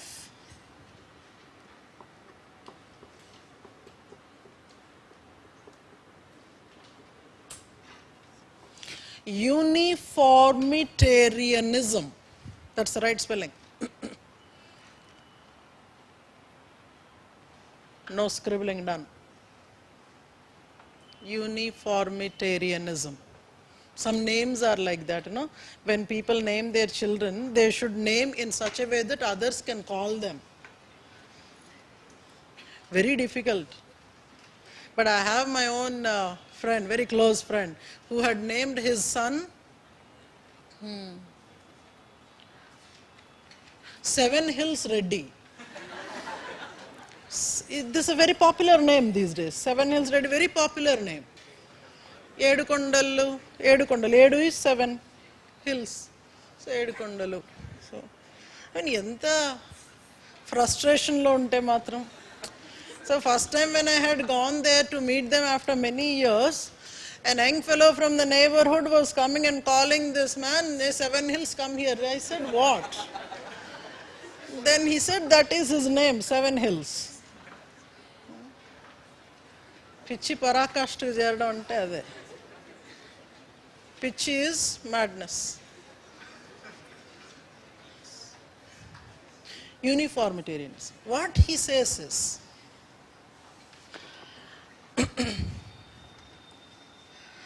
due to the mechanisms in operation, meaning when he says mechanisms, maybe ecological mechanisms. Due to the mechanisms, ecological mechanisms in operation,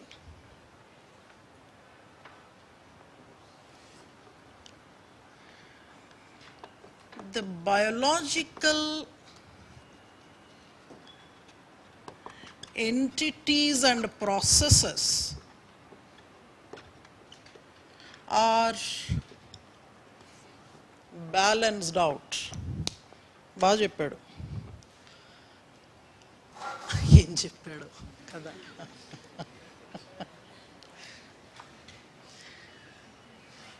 Due to the operating ecological mechanisms, biological entities and processes are balanced out. Meaning, if there is a growth somewhere, there is a restriction of growth at the other place. He himself, because he is a geologist, he gives this example. The example he gave was, if mountain formation exists, if mountain formation takes place, it is balanced out with the mechanism of erosion. With the mechanism of erosion. So, meaning that there are controls everywhere. There are controls in nature. If nature is allowing some mechanism to take place, so in the process of mountain formation, if it goes unhindered, you can see the mountains going up and up and up. So you need not have to go for some kind of, Babel's tower or something. You just keep on climbing the mountain that will take you to the heaven. But it is not happening. How easy it would be, right? No? How nice it would be. I'm only waiting for the day to come when we will have some kind of a lift to the moon. The idea is already there. No? The idea is already in place that we should have a lift to moon. It's only that how much time the lift will take you to go there, that's a different story. But then the lift will definitely come one fine day, and all of us, for the weekend where you are going, I'm going to Mars, you are going where? Kind of, I'm going to Taj in Moon, so you are going to some other thing. Then you will have these Club Mahindra in Mars, no? Club Mahindra in Mars, and kind of. I'm just waiting for those days to come in our own lifetime. Those things are going to happen. So that's what it is. Nature puts its own controls. It is not absolutely facilitating one particular process. If mountain formation is encouraged, parallelly there will be erosion so that things are put in control. Okay? No. I will take you to the other person who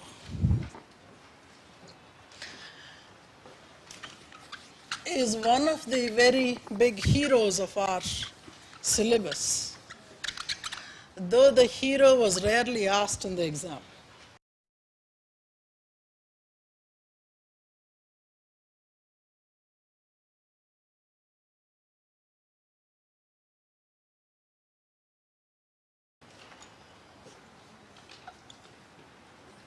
A biologist and a paleontologist, a combination there.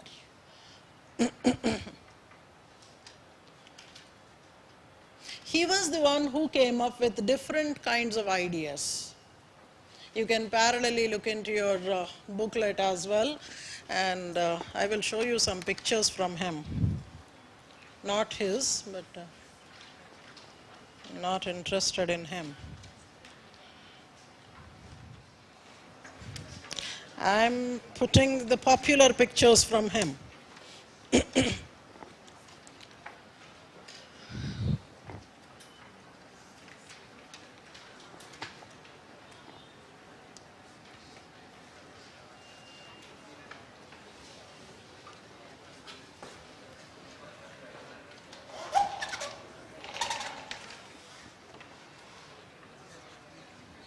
How nice it would have been that your food is up there. You only have to stretch your neck. He was giving rise to new thought process. He was the very first one to give the idea of evolution. Evolution of one biological organism from the earlier ones. And clearly trying to establish with certain examples. Whether the example stood the test of time, that's a different story.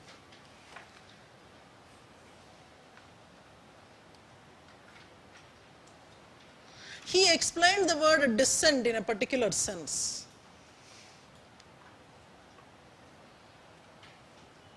If you see the principles in your book, the very first principle given regarding him, from him, was the idea of use and desire.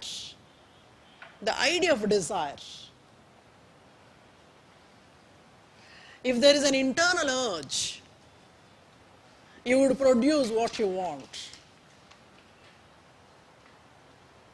Maybe looking at these kinds of desires only, Buddha said no desire. If you have an inner urge,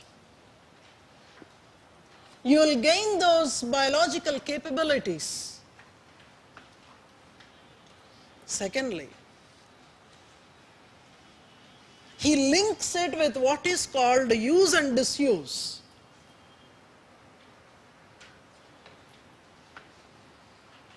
If you look at them closely from left to right, the neck is getting stretched. Use and disuse theory, what he says is, the more you use any organ of the body, it becomes more functional and it grows. If you don't use, after some time it will fall into disuse and it may disappear. Certain parts of the brain are as such with the modern people. Because in our own generation, in my own generation, I have seen, at one point of time we used to memorize the numbers. We used to memorize the tables. Now when I say 3 into 2, you are calculating. You have a calculator. You are not actually making those single line additions also. That part of the brain you made it to sleep. And slowly you'll lose it. That anyway will happen. Same thing is also happening to that part of your brain that deals with the emotions. Humans are because you are motivated by the kind of machines that we are living around. We are becoming something like a machine. I must have used this word in the class called cyborg anthropology, did we? Cyborg anthropology. We are becoming something like cyborgs. C-Y-B-O-R-G, cyborg. Cyborg anthropology, cyborg kaadu. See, what we understand is, in the discipline, we are trying to study cross-cultural relationships. Culture contact we are trying to study. Now we are having a culture contact with the machines. Machines have their own culture. And we are trying to adopt the machine characters. Because machine anyway is not interested in you. Machine was produced by somebody.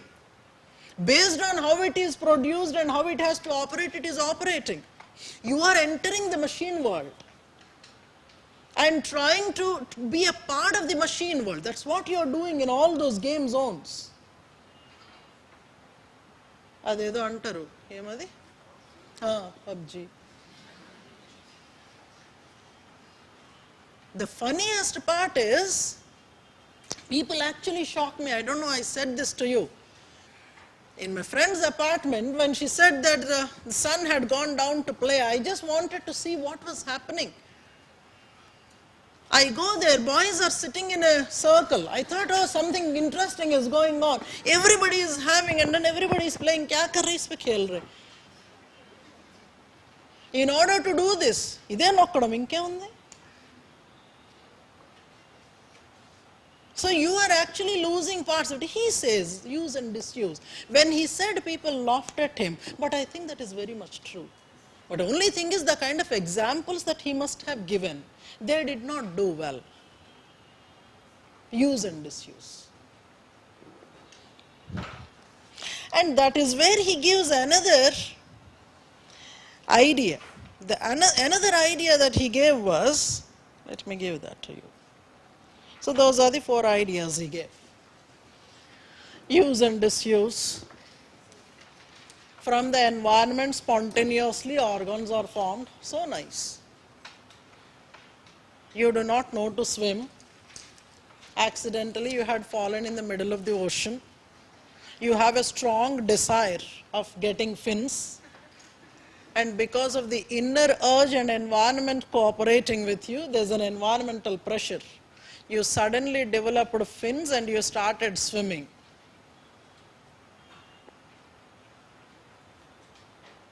It will happen one day.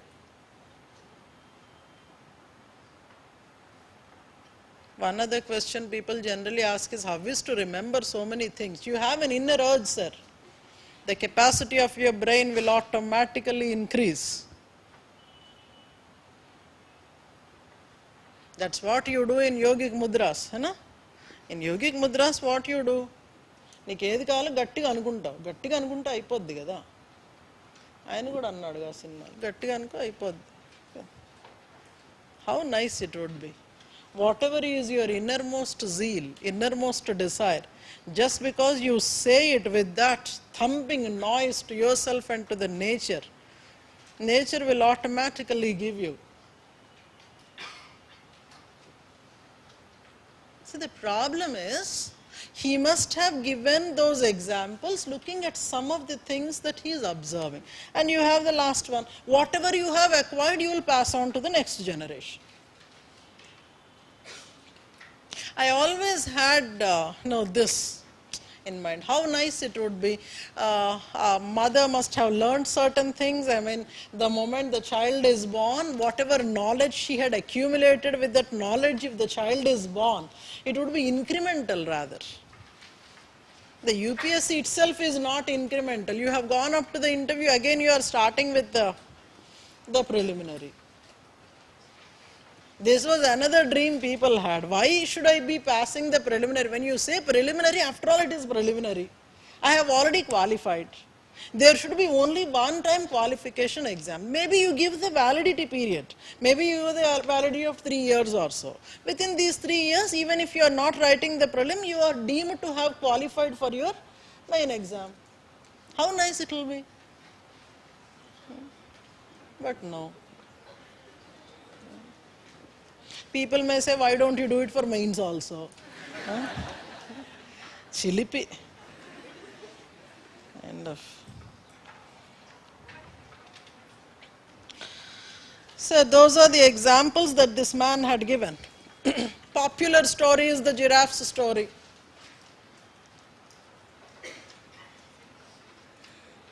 And then, I mean, I didn't create anything. Whatever he said, I have given here, I have given there. Flat fishes I really love, not to eat but then to see. Down below the sea, you have flat-topped fishes because that's what is more conducive for them. And then you have whales. It is believed that they had 4 limbs. Gradually, 2 they did not use. They lost them. It is also believed that snakes also walked some time back. They did something fishy. Then there was a curse. They lost their limbs. But as vestigial organs, they are still found in the vertebral column of the snakes. We also have many such vestigial organs in our body. One after the other, several vestigial entities are getting formed. Sir, can I go? No, thank you.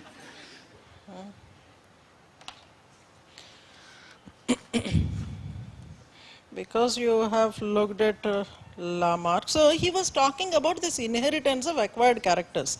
That also had become very controversial. Which are the ones that we can transmit to the next generations? That became a controversial entity. So those experiments, if you could recall, I have written in that book. People tried to criticize not the Lamarckism holistically. They picked up each of those, they picked up each of the principles and they tried to do. They tried to criticize. So somebody had conducted experiments with the tails of the rats also. So he had cut the tails for 21 generations. In the 22nd generation, once again, a rat with the tail is born. So you are not actually transmitting the traits to the next generation. And general criticisms people write in the textbooks is that from times immemorial, women are piercing their, women emundi men kuda, piercing wherever they want, but then in the next generation, you are born without the holes. You once again have to go for the piercing. How nice it would have been. Mother got the piercing, then children need not have to. But kind of. People also criticized elephants' super specialized tusks. Elephants' super specialized tusks. If at all you go by what Lamarck says, the more you use, the more it grows. They are not growing. That's a maximum length there, beyond which they are not growing. So don't want to get into too many details there. Not necessary. Once I start speaking, don't know what you'll do. So let me talk about this man. Because we had spoken about Lamarck, I'll finish off with this person and then go to Darwin. Or maybe there's another person also called Dolo. Kashtangan kada em parledu. కొంచెం సర్దుకొని కూర్చోండి.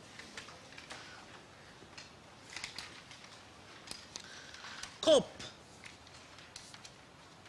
Edward Cope. Your syllabus writes him as Cope's law. I'll give you a brief dictation which you can write, but that is the law.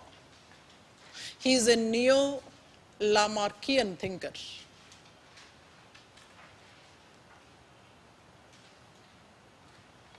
So whatever Lamarck said, he believed. There are two parts in his principle, as you can see there. One, he says, is only the specialized life forms can survive. Unspecialized life forms can survive. Only the unspecialized ones can survive. The second one is there is a tendency of increase in the size during the evolution.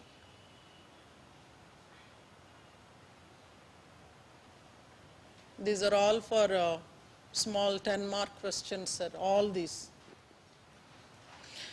When you look at any of the organic evolution book, if you come across this man Cope, they fill their discussion with the horse and ancestor of horse. That's the only example you will find in the discussion. So they try to take you back to the ancestors of horse, in whom you are not interested at all. And then they try to establish a fact that horse at one point of time was of the size of a dog, but over millions of years it so happened that it attained that particular stature. The basic biology did not change. What changed was only its stature. ठीक है. But then we are not interested in horse. You will anyway write about horse, that's a different story. You can actually look into your booklet. I have given some examples there. Page 27. Those of you who by mistake have got the book may look into the book, page number 27.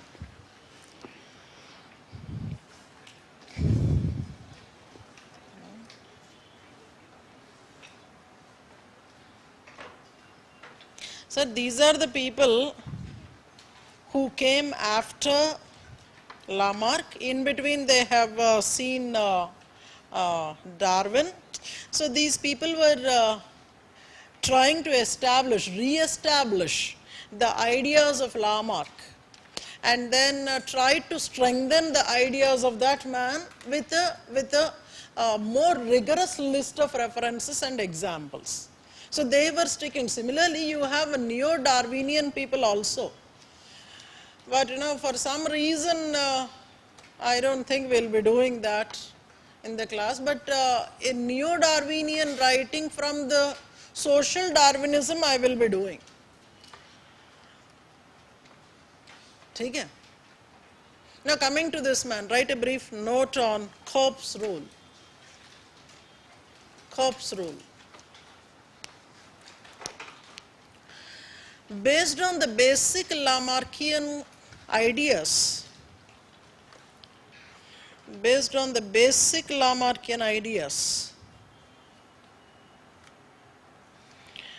the American paleontologist Edward Cope stated that organisms have a tendency towards increasing their size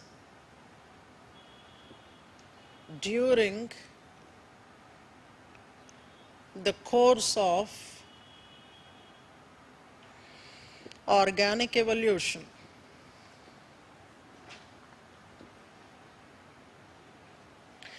Cope, on the basis of his studies,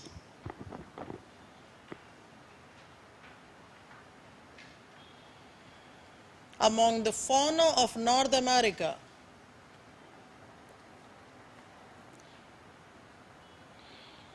concluded that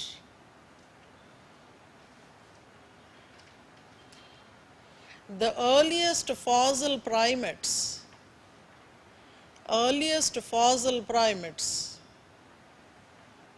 were tiny, but the later ones, earliest fossil primates were tiny, but the later ones are larger. Write some examples. Evolution of horses.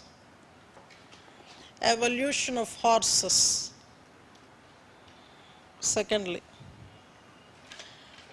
mammals like tortoises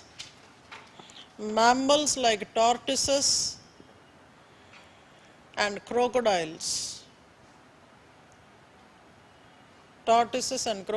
Thirdly, dinosaurs, right in the brackets. Earliest dinosaurs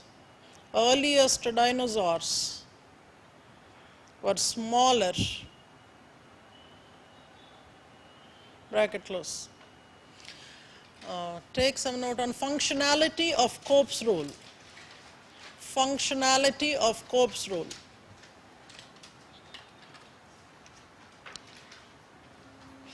Large size of an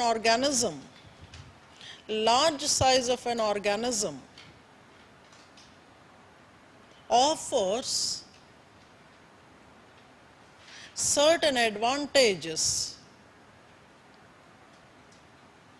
and hence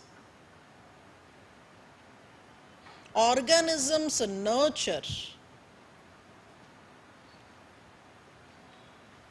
an inner urge to grow larger. For Cope, the advantages were, write in bullet points, enhanced ability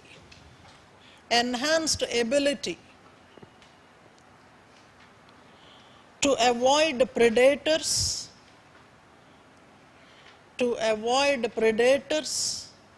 and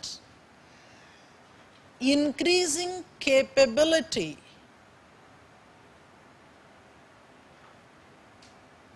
of capturing a prey. Secondly, increased reproductive success.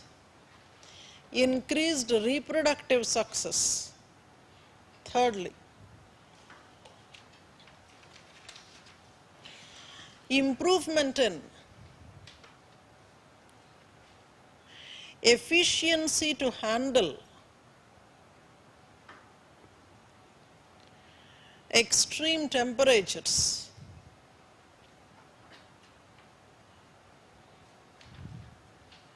Fourthly, ability to evolve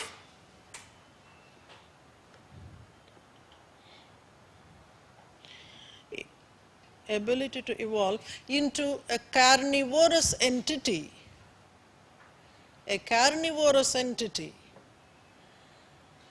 to kill the competitors.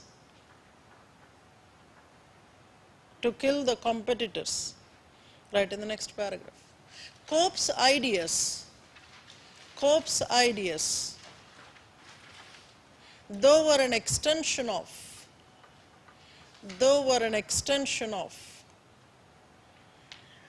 Lamarckian ideas,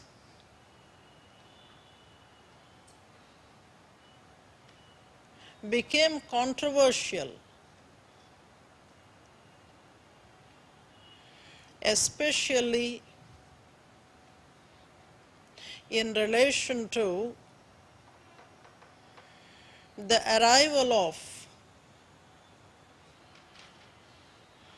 carnivorous character.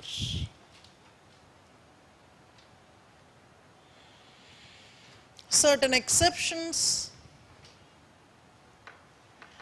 are cited against the rule, such as the flying bats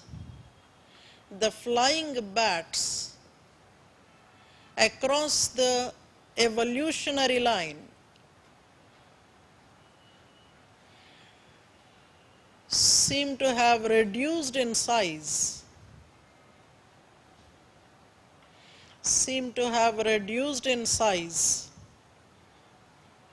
Secondly, in the human evolution,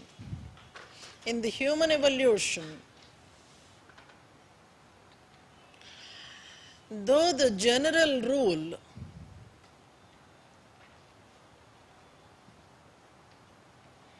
of increasing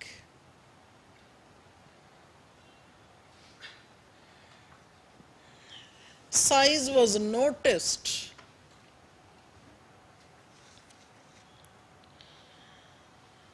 till the emergence of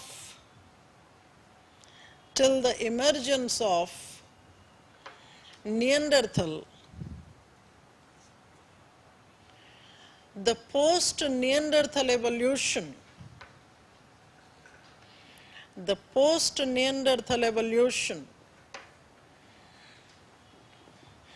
is an exception of the rule. Thirdly, in the evolution of Australo,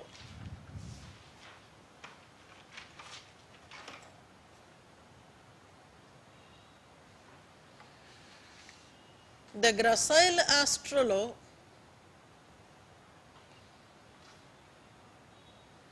giving rise to robust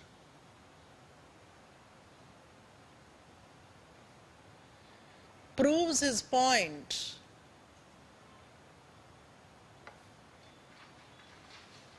but the failure of the robust to survive and reproduce fails to explain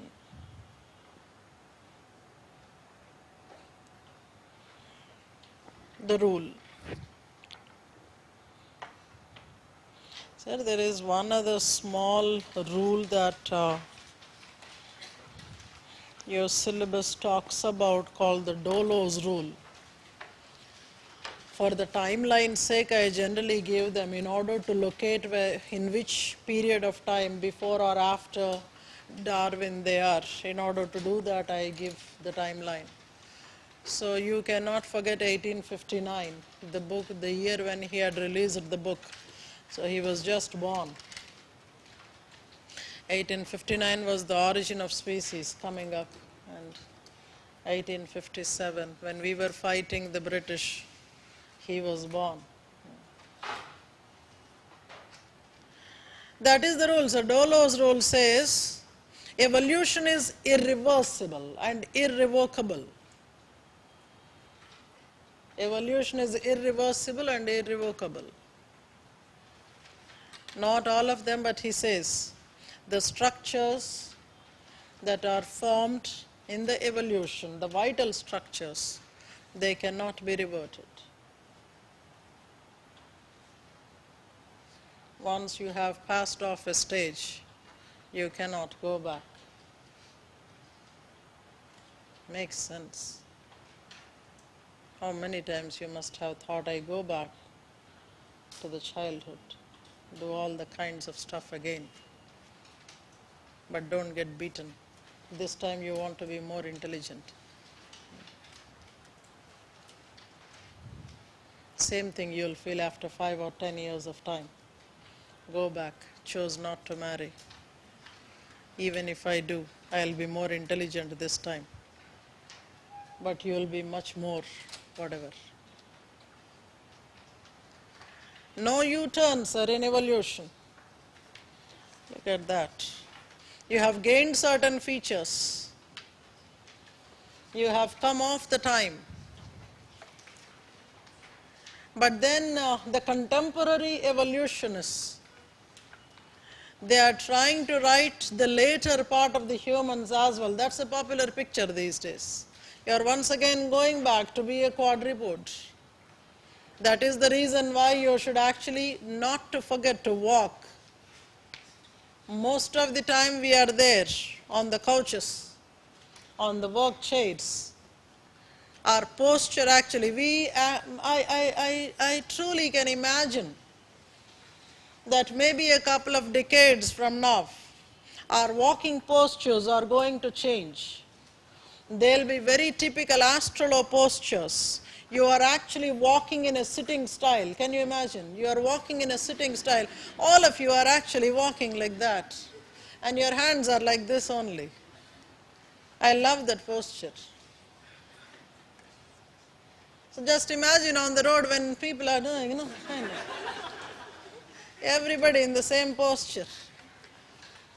It's as if you have a stool below, a chair below. Sometimes, by the way we are working these days, you don't need to have a chair. You don't need to have a chair to sit on because you are already used to. This part is already used to. You just have to do this and start working. So even if you are removing the chair, your body is the same. So I think maybe perhaps the irreversibility is challenged enough. So that's where this is one popular example they are trying to show. They are trying to study some kind of what I should say, bugs, bed bugs as we say. And then when you remove your the content from your beds, no? You get the kind of, you have fun. I mean, as children you used to do that. Rip open your pillows and rip open your, did you do that? No? Your parents didn't allow? You wanted to do? You did? Great. That's the fun thing in the childhood. If your parent is stopped, you don't do that. You don't stop the children from doing that. Just because we generally have this. When I see the Lamarckian idea of transmitting acquired characters, in a literal sense, culturally we do that. We transmit the acquired character. We were actually, if at all, we were grown in a controlled environment. You're not given freedoms to do certain things. Come what may, if you had to get up at 5 o'clock in the morning, the torturous time, you had to get up 4, 5, 6 in the morning and not later to that. 6 baje ke baad mein, if you're trying to get up, din bhar sote rahoge kya? It's only dawn. It's only early dawn. Let the child sleep till 12 noon. Don't worry much. The most unfortunate thing that I find in today's school system is 6:30, you are there in the bus. The child is not living the life. And your classes also, early morning, 6 o'clock. When was the tuition time for you in the morning? I mean, school time, mein? Tuition time, 4 o'clock. 5 o'clock. పళ్ళు దొంగకొని వెళ్తారా లేకపోతే అవి కూడా పట్టుకెళ్తారా? ఓ చేతిలో చెంబు, ఓ చేతిలో brush. చెంబు is లోటా, a great, super అసలు. ఇంకా అంతకంటే ఏం కావాలి చెప్పండి. That was the man 1893, sir. He was giving that rule, irreversibility. He had his own references. He was saying that mostly, sir, he is trying to look at how the coming up of vertebrates had happened, the coming up of hominids had happened, and the kind of loss of traits that you had indulged. I actually wanted to talk about this. Iske bare mein bhul jao. I mean, something I've written. Don't worry about that. The crux of the story is something that appeared earlier will not reappear. I was fascinated by reading about these people. Two stories, if at all you had heard of. One is the birth of a hairy individual, the hairy man. Hairy man story, you must have heard, hairy man story. In China, a child was born with a huge mole on the body with hair, a typical tendency of the chimpanzee. A lot of hair. I mean, till the waist the baby was having. The painful thing is everybody was trying to take the pictures and then trying to publicize. That was the painful thing. The hairy baby story. And then there was also the story of the child born with a tail-like structure. A tail-like structure. See, if in Indian context, if that happens, we would immediately start worshipping them. Because for us, every aberration is the natural's special creation. Every aberration is the nature's special creation, and hence we would start worshipping. Like how man is an aberration by the God. And I don't know, kind of.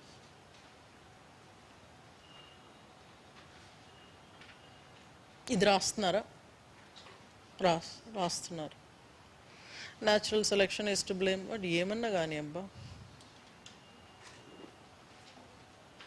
that was something from a textbook I was trying to download. I only want you to understand this irrevocability. These days people are challenging, especially by the, and yeah, I didn't conclude on that. So once they have found this kind of a birth happening in the recent years, what they said was, in the process of evolution, there is something called genetic memory. I mean, this is also a very popular concept now. There is genetic memory. So something that had happened millions of years ago, those strands are still remaining. You remember in the Neanderthal evolution, Neanderthal and human, we said that there are certain characteristics of Neanderthal still existing in the Homo sapiens. Now those statements we have seen in the process of emergence of the vocal cords, I mean the kind of speech skill that we have attained when compared to the Neanderthal. At that time it was said that even today some of the characteristics of Neanderthal are still found in the humans, and that is what they call genetic memory.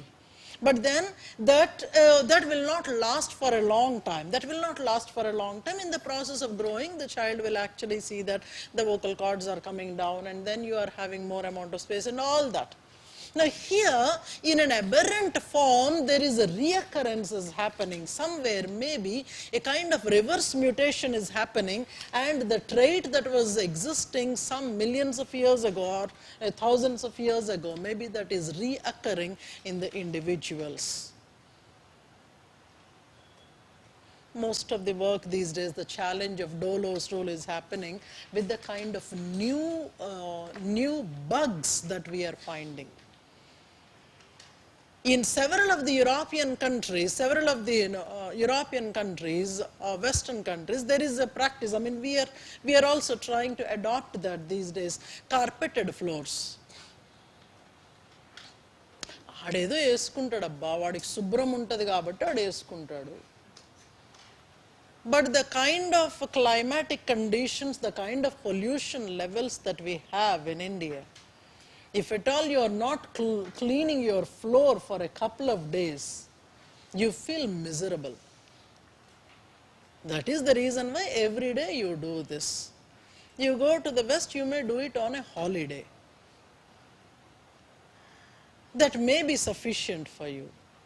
But then the kind of bugs they are getting, these bugs is the major problem. You hear that from the West. Bugs is a major problem. And now they are finding the bugs that are new. They thought that they are new now. But if you go back and see, they find that these are the kind of bugs that they thought that they were extinct several decades ago. Now they are coming back, and now they are trying to inquire what is actually the reason for the re-emergence of these life forms which they thought that is the current status of the Dollo's rule. You're all good? You're all good? I didn't ask you today, I'm so sorry. I thought that you'll naturally be fine. Some 1910s. The rule came in 1910s. Can we continue? You want us to continue? Yeah, great. let me take you to the other one. What I do is,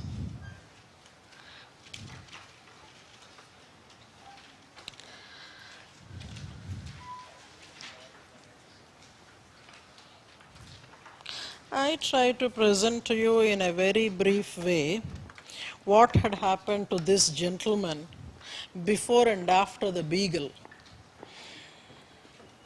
We were talking about Lamarck, his followers after him.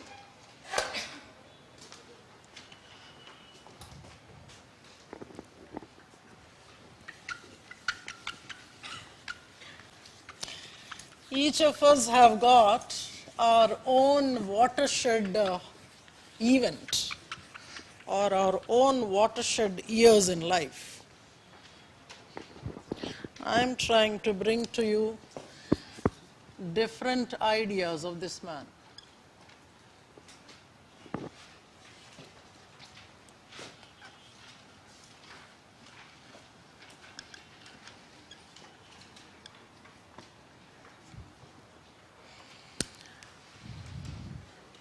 We generally categorize his life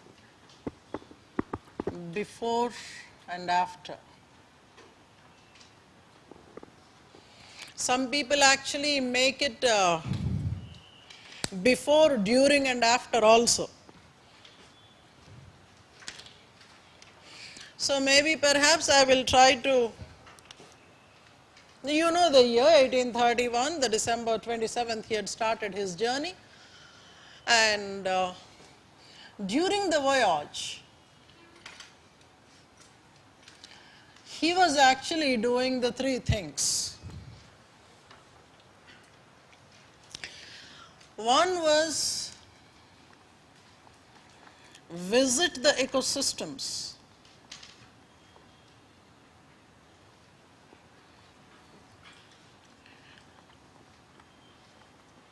Collect the evidences. Secondly, analyze and arrange.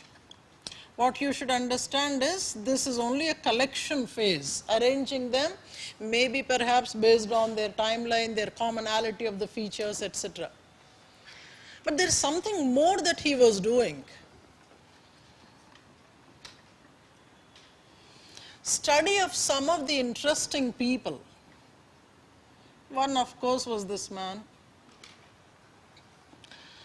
The other man who inspired him was Lyell. The third man, this is the crux of discussion of Malthus. So the ideas of Darwin had emerged from the writings of Malthus. So in the post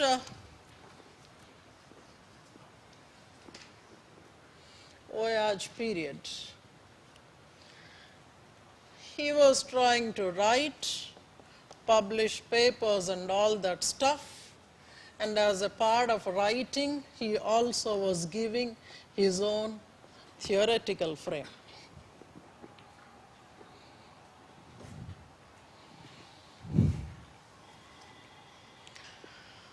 So in writings initially he was not really presenting on the human, but then generally he was talking about the origin of species, origin of the biological life.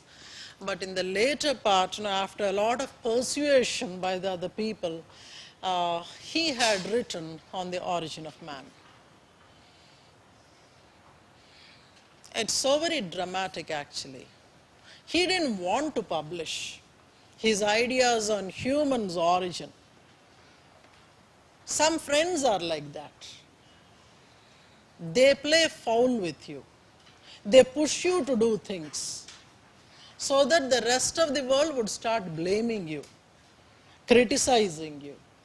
Maybe Darwin would not have given that his ideas on human, arrival of human from that common ancestor there.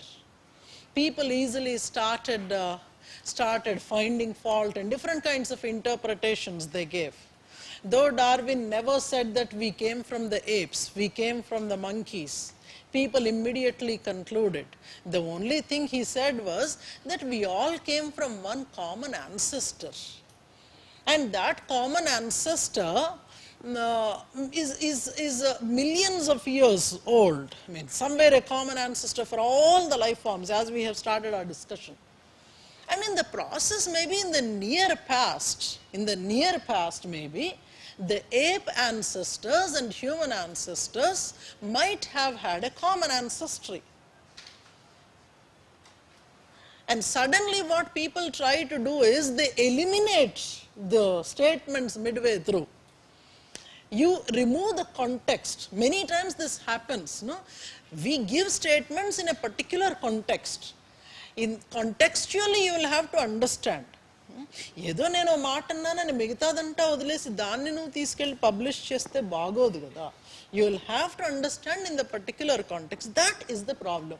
The image of Darwin is sabotaged in that way. I am not saying because I am in love with him, but that's how you have to understand contextually. Now when you go there, I would want to explore more on him. When Malthus was writing,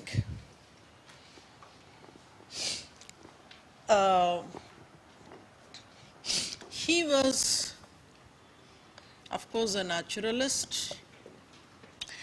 and he was also a demographer. At the other phase, if we see, he also studied economics. That's a different story. Everybody should study economics. You know, whatever discipline you come from, one has to study economics. Otherwise, life will teach you economics. In demography, he studied two things. That is,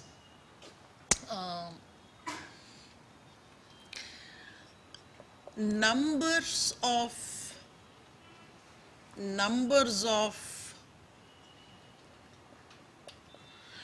the species and the numbers within the species. We can actually even consider most of him with humans. So number of humans, and then number or the quantity of food. So in other words, I can say it like human demography, food demography. He studies human demography and food demography. That I think may be the apt word. And you know what he said in those classes we spoke about. I repeat what I said. Malthus was studying, he was a naturalist and a demographer. In demography, he was studying the numbers of people, numbers of food, meaning he was studying the demography of human, demography of food. And he also made that conclusion, if I could quickly recall for you, humans grow in geometric proportions, whereas food grows in arithmetic proportions. This is what he had to say. Now, what Darwin identified was Malthus was trying to talk in a limited sense of food. In a limited sense of food. So if at all you could recall, he was talking about something like this. You know? An optimum level we would want to find. Food is growing in one particular way and population is growing in another particular way. You said that, you know, we have to identify what is optimum. Somewhere we will have to find out how much of food can be taken care, okay, how much of population can be taken care by the food. So when you're talking about all that, he was focusing his discussion mostly on food, but then, for Darwin, food is only one entity that decides. There are many more. So he tried to explore into what are all the various mechanisms that make the possibility of a species, of an organism to survive and reproduce. Survival and reproduction are the central theme of his writings. So food is only one entity. There are many more. Now, in order to explain that, he comes up with several ideas. One of the ideas put forth by him was variability. The other is overproduction.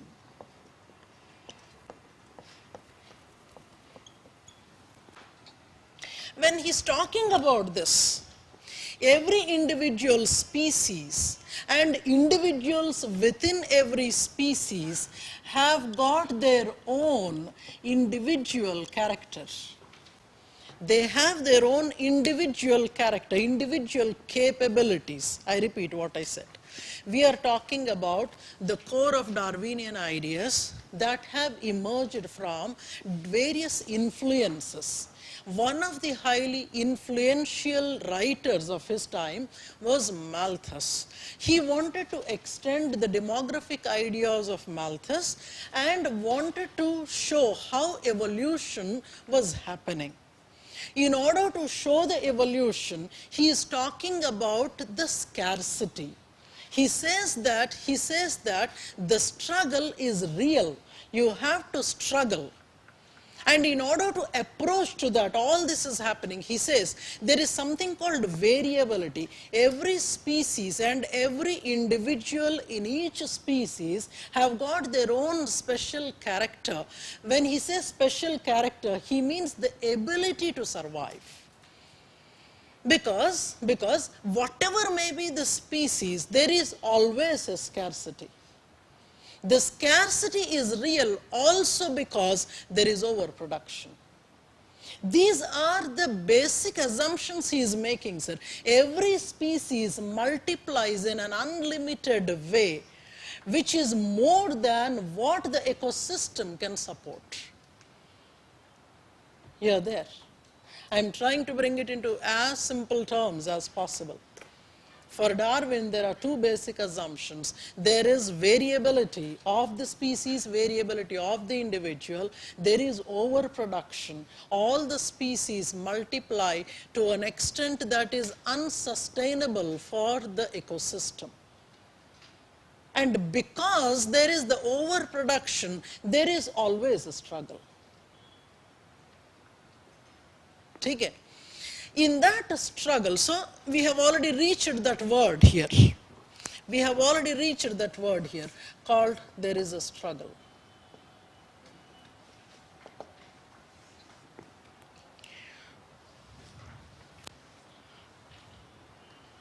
That is where he explains the nature of the study of organic evolution. What he says is there is a struggle in every species. In that struggle, there are two kinds of organisms identified. Two kinds of organisms in each species. The ones that are capable to survive and reproduce. The others that have a weakness, they do not have a capability. So in the struggle, they would fall and they survive. As a result, they will be in a position to multiply more. So across the generations, we find the frequency of this particular category of people, the category of individuals, more in frequency when compared to them.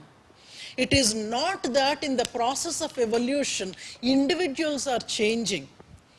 It is not that individuals are changing. So in the organic evolution, what you should understand is two things. We have earlier defined organic evolution is a mechanism that gives rise to new species from some kind of existing species. The second thing we have to understand in organic evolution is the changes occur in the frequency of the gene pool. The changes occur in the occurrence of particular characteristics in that population. So we will actually in the biology deal with the things like, what is the frequency of taller individuals in a population at one particular point of time, and at a later point of time, what is the frequency of they occurring. It may show that the frequency might have increased or decreased. It doesn't mean that the individual at one point of time who was shorter is suddenly becoming longer. No. He is not becoming taller. What is happening is the population, the frequency of these people is changing. Individual is not changing. That you will have to keep in mind. So many people, when they write their answers, this is the problem that I am witnessing. Individual doesn't change. If at all, even if you go to the giraffe's story, that giraffe is not becoming longer. A single giraffe in its own life is not becoming, having a very tall neck. No.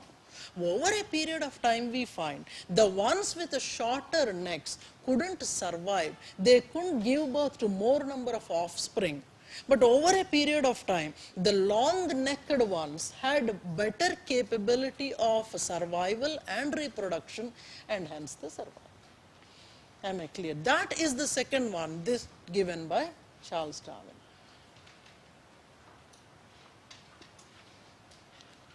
Okay? Now, actually in today's time, in the evolutionists, there are two categories, sir. In the evolutionists, there are two categories. One we call biological evolutionists. The second one we call natural theological evolutionists. Biological evolutionists, natural theological evolutionists. Biological evolutionists, we have no problem. For them, one species becomes the other, one tail disappears, and then whatever kinds of. We are not bothered about them. They are the core evolutionists. There is the other category, natural theological evolutionists. Here, one prominent variety that is coming up, the variety of John Lennox, what they say is, evolution is real, evolution happens. What they say is evolution happens within the species, meaning that certain skills I might gain, certain skills that I might lose. But just because certain skills I am gaining or losing, I am not becoming some biological organism. Are you following? So suddenly, the number of chromosomes are not getting altered. From your conventional 46, I am not getting some other number, and I am getting transformed into altogether a new species. That they do not accept. Even if evolution is real, within the species, across the time, certain changes might definitely occur. Like what is visibly seen across the generations is number of teeth that are decreasing. Your grandfather had 35, 38 teeth. Your father had only 36. You have only 28. Your child will have only 14. No? 7 in the top and 7 in the bottom. Never know. But then the change is real. And many of you must have got extracted your wisdom tooth. Only after that you got wisdom. Generally that happens. As long as you have the wisdom tooth, you are not wise. Extract them, you will become wise. I mean, these are the regular things that we are witnessing. Now coming there, he was talking about the real struggle. And in the struggle, the fittest will survive. That is what his theory all about. But then, when you are applying, this is one group of people who were not subscribing to his idea. Not subscribing to his idea is majorly because he supported this, that a species can evolve into another kind of a species. Across species evolutions are possible for him. That was one major problem. When he was saying the first statement, that's the reason why I have written the first statement in the dissent. He believed that all species have come from one common ancestral species. That's what had actually been criticized by the whole lot of creationists. Okay?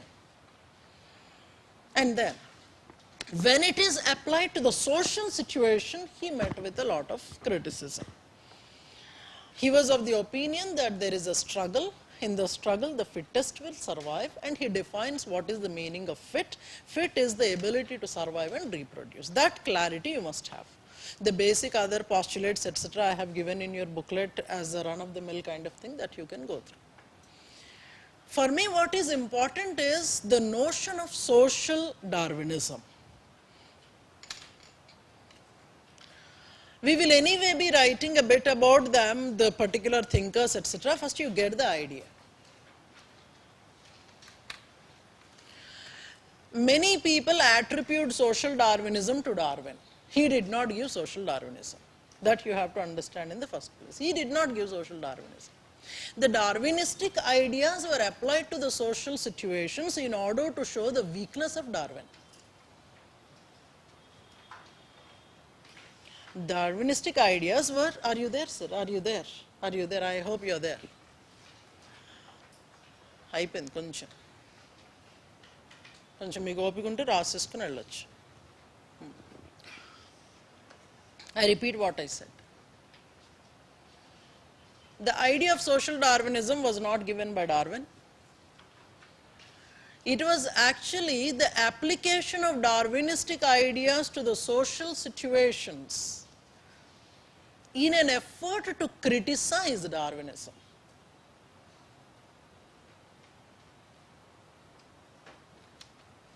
Many times it happens.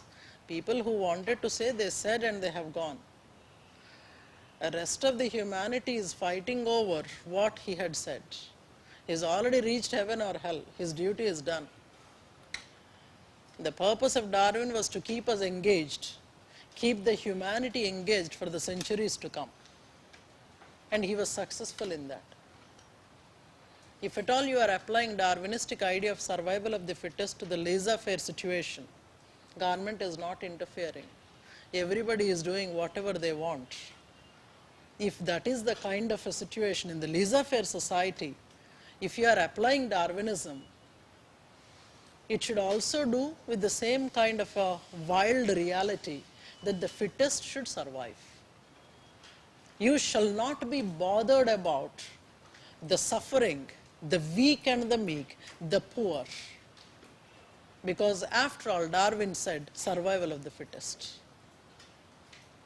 This is a major misconception people carried. He never tried to apply it to the social situation. People applied. People applied. And so there is one group of people who have come up with a title called social Darwinists. They were the people who tried to present the application of Darwinism in an altogether different sense. That is, when you are applying Darwinistic ideas to the human societies in a social situation, one should not leave it to the individual capabilities of the people. I repeat what I said, meaning there has to be some kind of intervention. So you should not be applying it in a perfect laissez-faire situation. You should not do that. If at all you are applying the Darwinistic ideas of survival of the fittest in the social situation, you should take precautions so that the so-called fit category, the so-called fit trait has to be improved and imparted. I hope I have concluded there. It means that improve the capability of people, improve what is called the fit category, fit trait. And then you will be able to play one against the other. Then there will be something called a Darwinistic idea, well played. Are you there? That is the reason why we have reservations. We are giving reservations so that you are trying to bring the level playing field. అంతేగాని ఎవరి దగ్గర కత్తుంటే వాడిదే రాజ్యం కాదనమాట. కత్తి is sword. Happy? దీనంగా చూస్తున్నారు. You're all good, right? So one small note you will write tomorrow on social Darwinism. And tomorrow our focus will be on genetic markers, and then I will also, actually speaking, in the post-Darwinian theories you have synthetic theory. That synthetic theory concepts are nothing but you can look into 9.2. In the 9.2 you have topics such as genetic drift, mutation, those kind of concepts which are there, those are the part of synthetic theory. So I would do them together. ठीक है sir? Make a note in your 74. So we were doing two things. One is chapter 9 of paper 2. We call it chapter 9, though it is not given in that sense. Chapter 9 of paper 2, we call it uses of anthropology. Secondly, chapter 1.4 of paper 1. Chapter 1.4 of paper 1, we had introduced concept of evolution, organic evolution, adaptive radiation, Kopp's rule, Dollo's rule, pre-Darwinian, Darwinian theories. And you would follow your class and your printed note. Some people were asking for additional books. I have said this earlier, but then maybe they were not there in the class. So let me say this again. If at all you are looking for, only